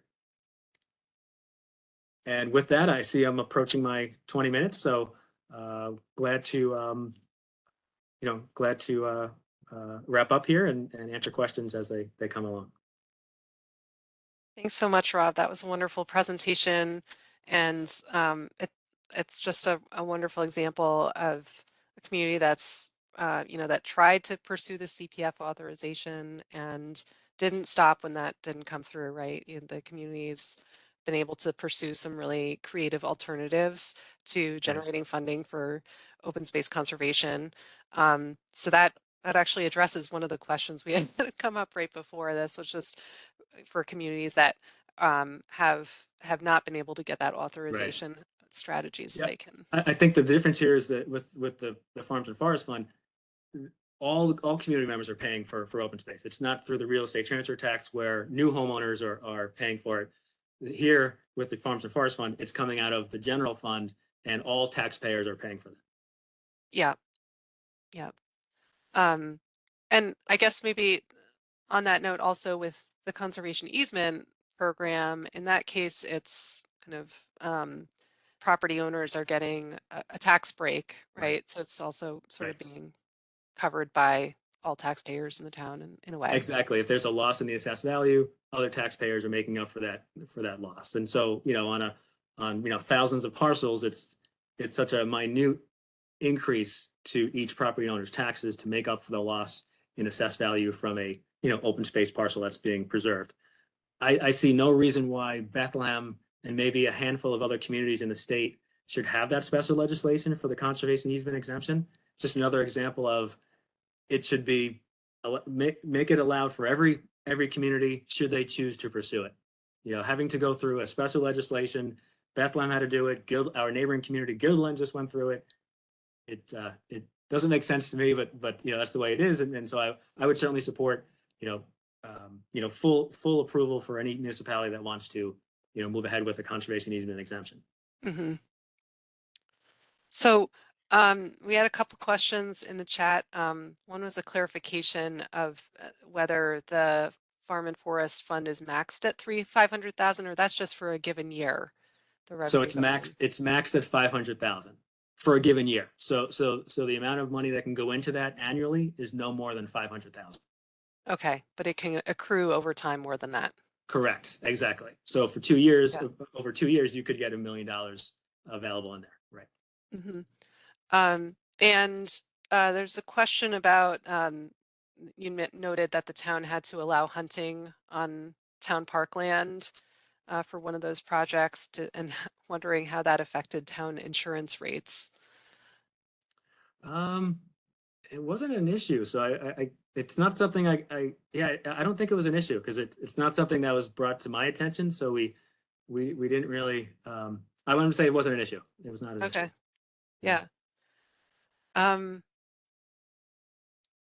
So this other question I think kind of refers back to Robert McKeon's previous presentation. So maybe I'll hold that for later. But I had a question, which is just over years, you've been doing a lot of outreach to landowners about these programs.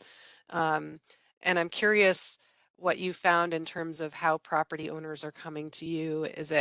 Has it been a combination of just of people going to those events and becoming aware? Is it word of mouth? How are you reaching property owners, or um, is the town also proactively reaching out to some owners? Yeah, we are. We have sent out mailers. You know, those glossy mailers informing folks about the program, letting them know that these opportunities are available to them. The supervisor puts out messages in his monthly. There's a monthly newspaper publication that goes to every door in town, and he writes letters in that publication. So he's always talking about that. Word of mouth is strong. The open space coordinator will just meet with people, whether it's in town hall or go to their kitchen table and sit and talk with them. And you know, building that trust, there's a level of trust that needs to be built, and these conversations take time. You know, these open space opportunities aren't happening overnight, and starting a conversation through word of mouth is certainly key. And we have had some success in the mailers that have gone out, receiving interest. Hey, I read your mailer. Can I speak with you? So those are some of the proactive ways we've been getting the word out about conservation. Yeah. Hmm. Great. And one last quick question is whether you're considering another pass at CPF. Not at this time. Yeah, not at this time.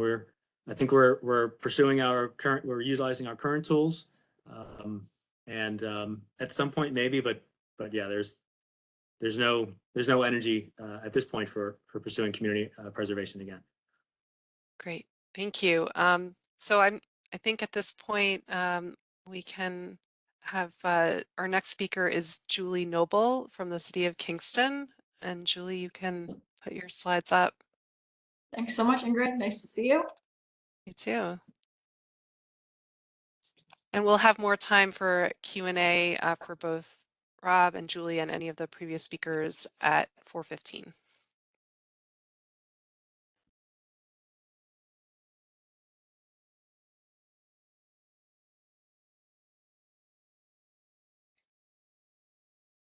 All right. Are you seeing my screen?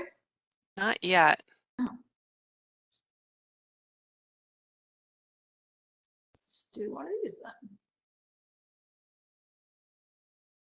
How about now? That worked. Great. All right.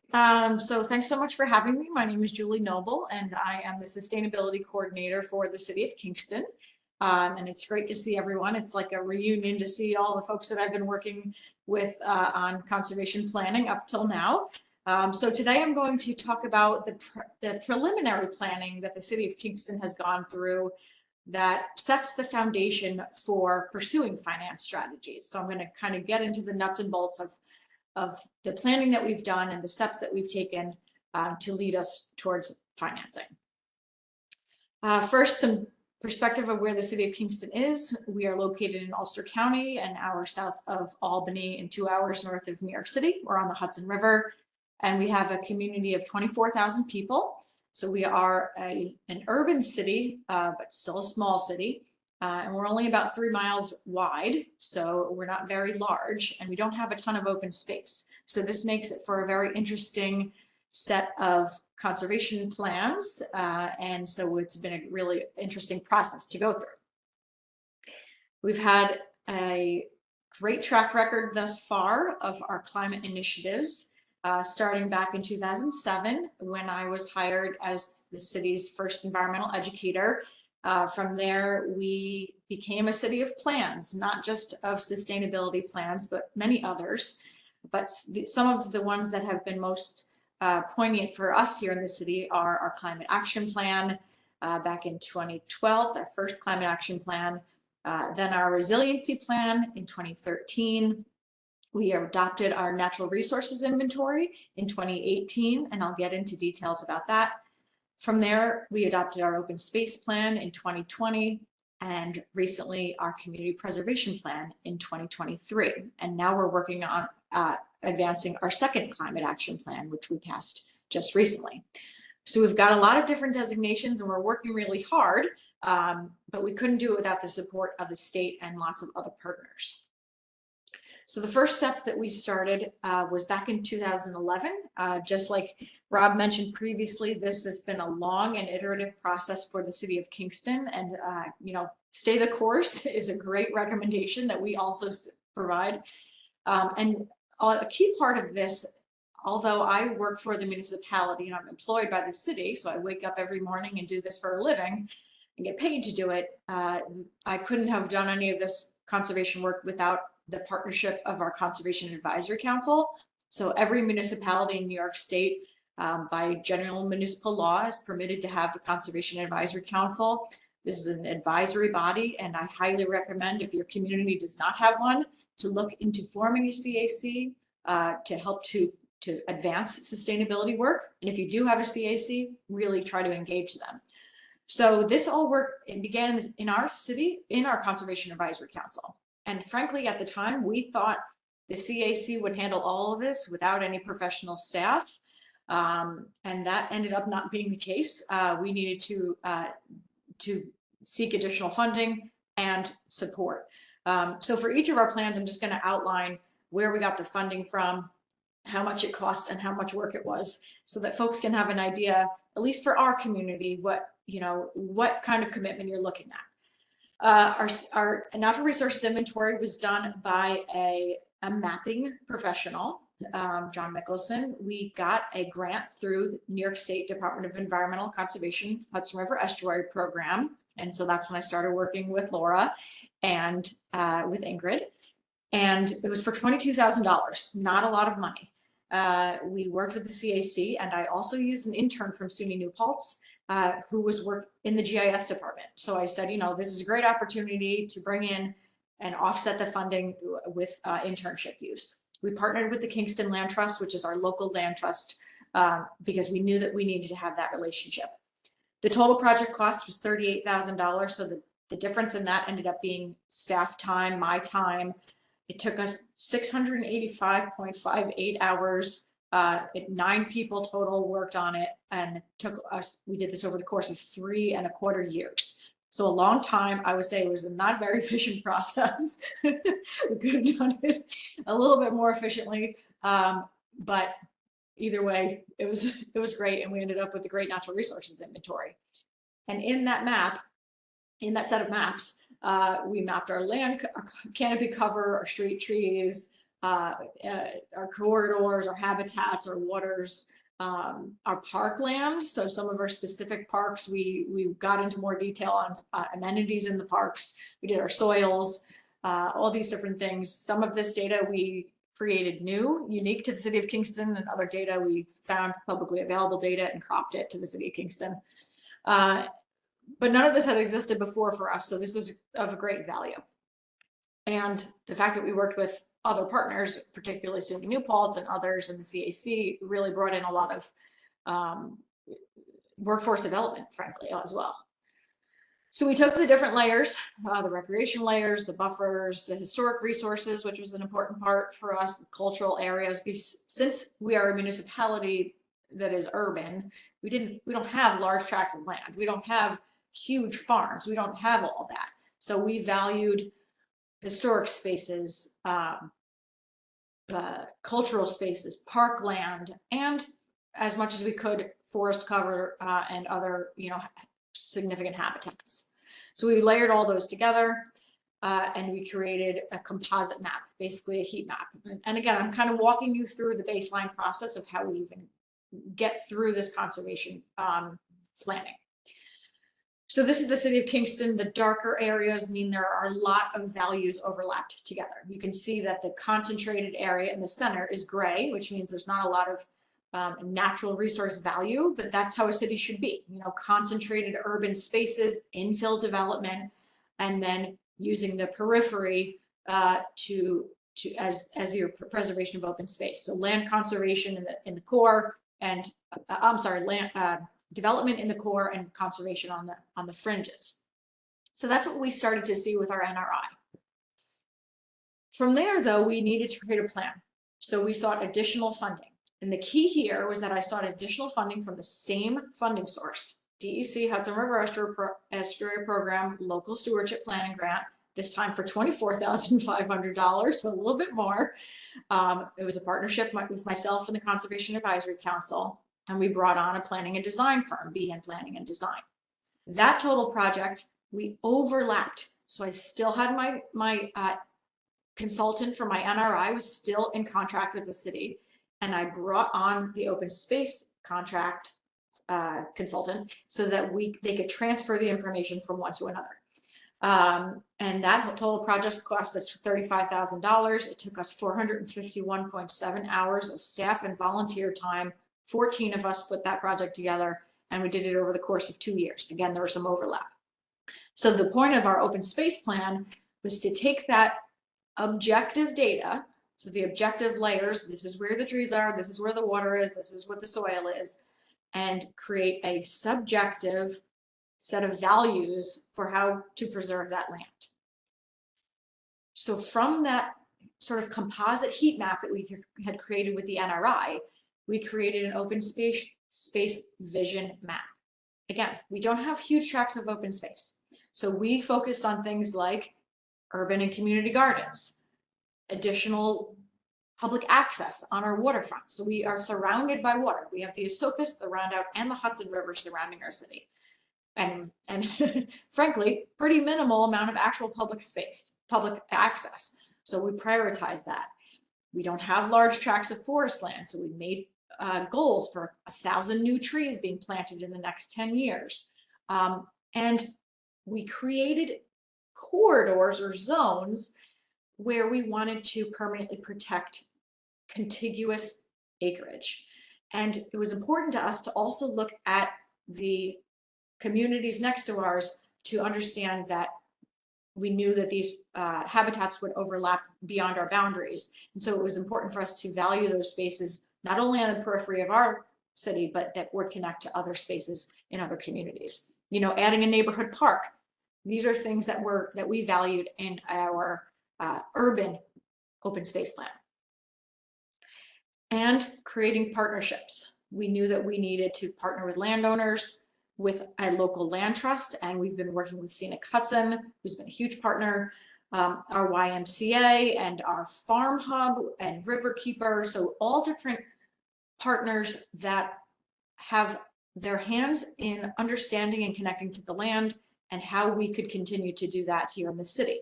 Also state agencies, federal agencies, and the public, and across different departments. Because I don't work in the planning office, I work in the parks department, but we need to coordinate with planning and other agencies. So from there, we had this open space plan, but it didn't get down to the parcel level. And I'll get to the lessons learned in just a minute, but it didn't get down to 101 Wilson Avenue, we need to do this on this parcel. So we took that open space plan vision, the principles of what we wanted to do, and we brought it to the final level here, which is our community preservation plan. This process began in 2022, same funder, New York State DEC, Hudson River Estuary Program, Local Stewardship Planning Grant. Same funding stream all 3 times. This one was $50,000, big deal. So we used the same, we went out to RFP and we got the same consultant, Behan Planning and Design, and also the same GIS firm, Upstate GIS we worked with. The Conservation Advisory Council and the Land Trust continue to collaborate together on this, and this project cost us $57,000. Of a total of 300 hours, 10 people over 1.75 years, creating our community preservation plan. This took that same composite map and our vision, and we created prioritization and scores for each individual parcel to say, in this case, the darker the parcel, the larger the value, the larger the score in terms of community preservation. And so you can see this is consistent with our NRI, and we can see that it really shows us now by the parcel level where we should focus our energies. This was really a very interesting part of the whole process because it then got down to the level of being able to speak with and communicate with specific landowners to say, yes, your parcel is now part of this, or maybe your parcel is not. It was also very interesting because we found a lot of folks who live in what we call Midtown, the center part of Kingston, saying, but wait, why doesn't my parcel have any color on it? And we did a lot of explanation and have continued to that this is still very objective data. It means that maybe your parcel doesn't have significant soils, or it doesn't have forest cover, it doesn't have an aquifer under it, it doesn't have a wetland on it, it doesn't have, it's not valuable farmland, it's not any of these other things. It doesn't mean that it's not culturally valuable, or it doesn't mean that it's not good for housing or other things, but from this parcel prioritization for this lens, this is the distinction. So that's one of the key takeaways. First of all, collaborating with partners. Because of the nature of this process, my job here is actually pretty much done. So as a municipal employee, I'm not able to work on the campaign for Community Preservation Fund. We are now partnering with the Kingston Land Trust. We had a meeting today about advancing this forward to a Community Preservation Fund in next year's election cycle to go to referendum. But that's not a process that I can do as a city staff person legally. So it's a key for us that we need to have that collaborative Kingston Land Trust or some partner in the community.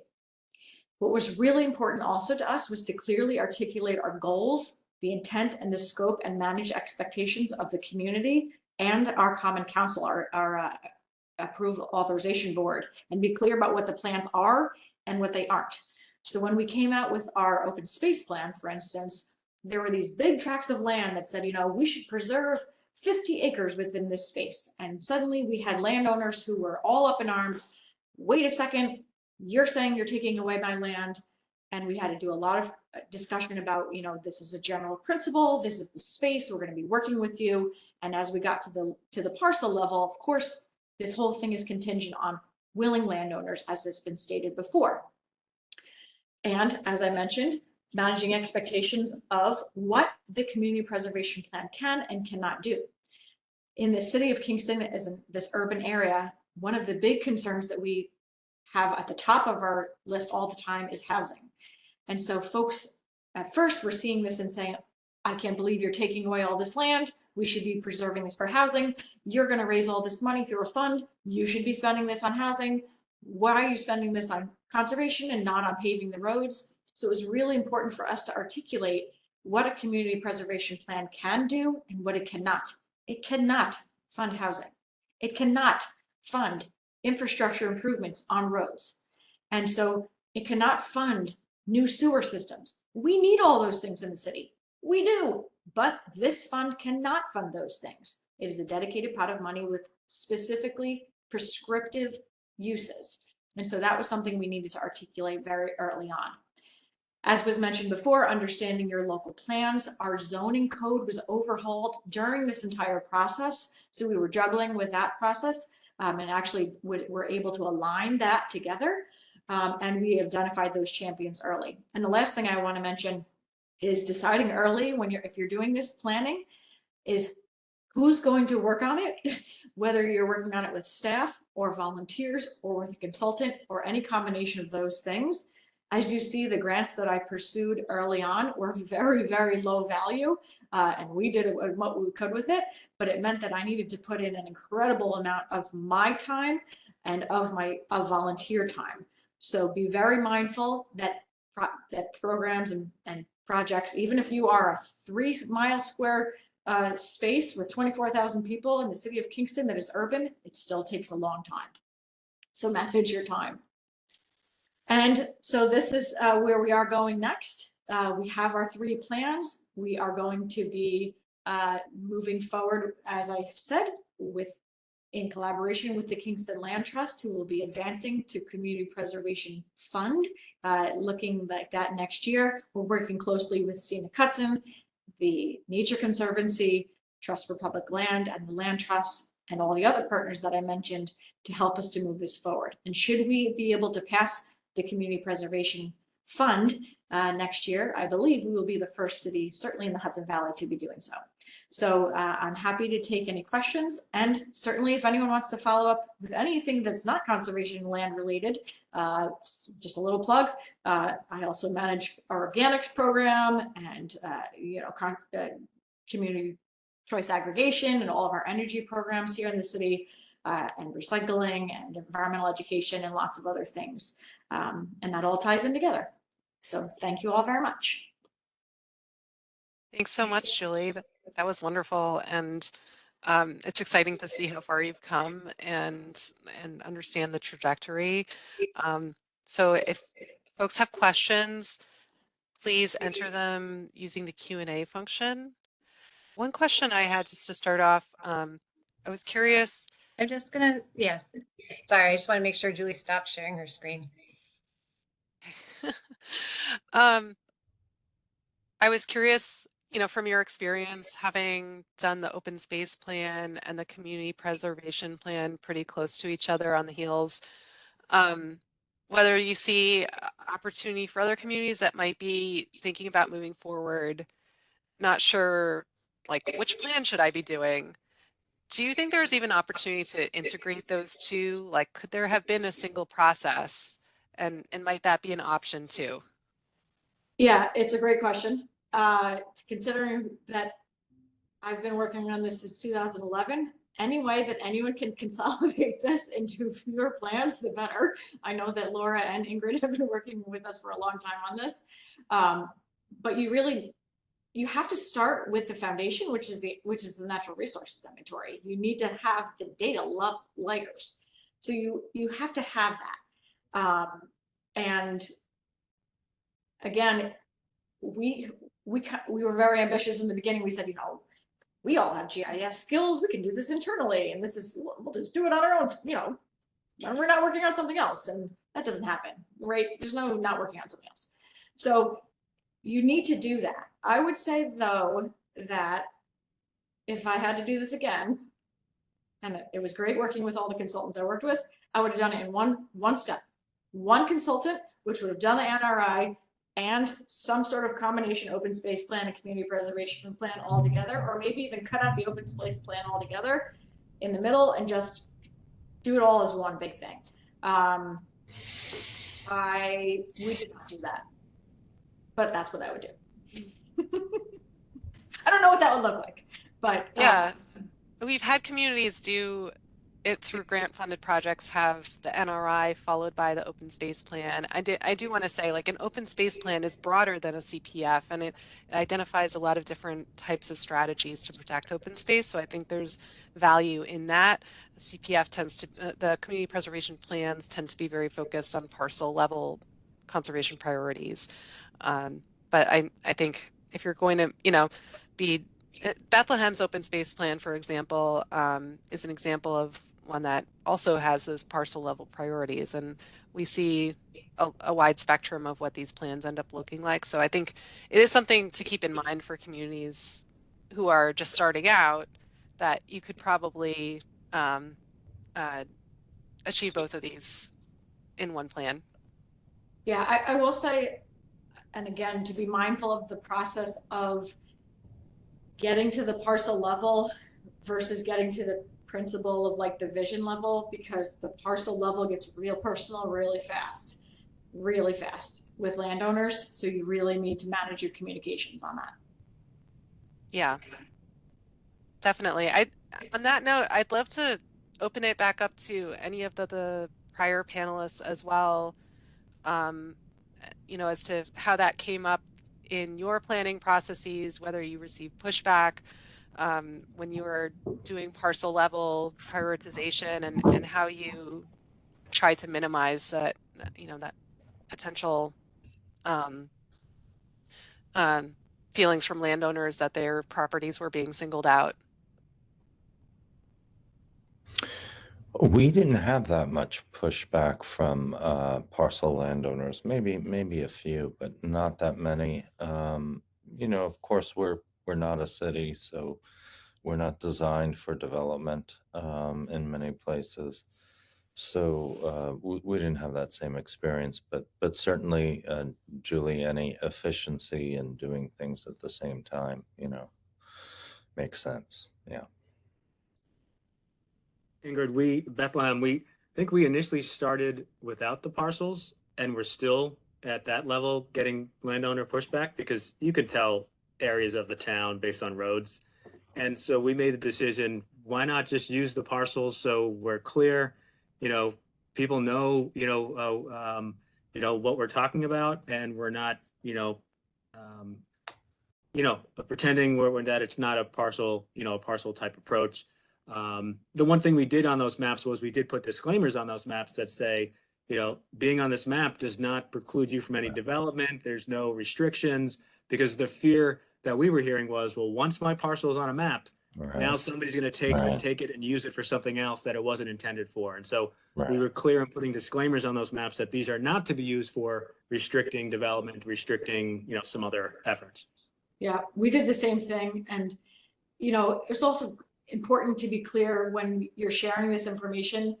It's not like Julie's sitting here in her plant-filled office and saying, hey, your parcel's really valuable and I like it because I saw a deer there one time. It's like, it's not me just saying, I think your parcel is cool and I want to take it off the tax maps. Like, it is objective data. It's based on sound science. It's based on like publicly available data. It's based on biological value and all these other layers. And so, having that conversation is valuable.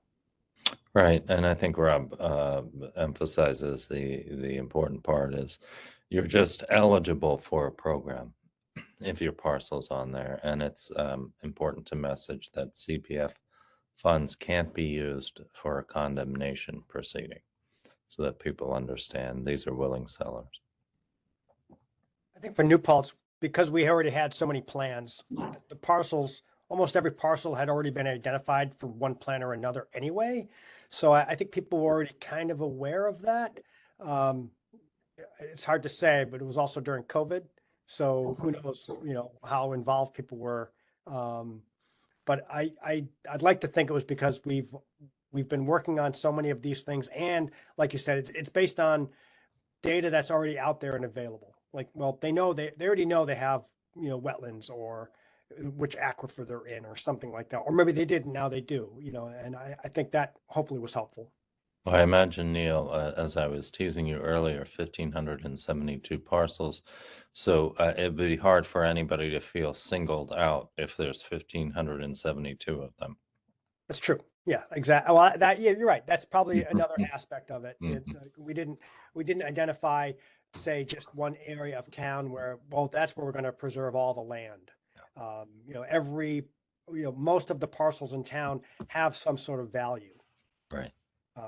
And we're lucky we didn't get pushed back like, well, how come mine's not worth anything? Right. Yeah.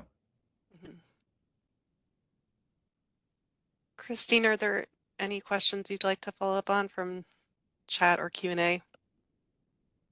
I'm not seeing new questions in the chat or the Q&A, but something that I'd be interested in hearing from the panelists about in the open space planning or creating the community preservation plan. If you could talk a little bit about how you engaged with members of the public and got that kind of input. Well, I think, as was mentioned, there's an advisory board that is created to establish the plan and getting public input and having stakeholder groups. So meeting with farmers, for example, on one occasion, and then meeting with other owners of different types of open space, I think is important. There was a fairly lengthy process. We were fortunate back in 2007. We had a 1-year exemption from the requirement to have a community preservation plan. We had our adopted open space plan, and the legislature said, for a year, you can go ahead and use that. And, you know, one of the drawbacks from this tool is that you don't have an enormous amount of money in the first year anyway, because it's transactions that, you know, fund the pot.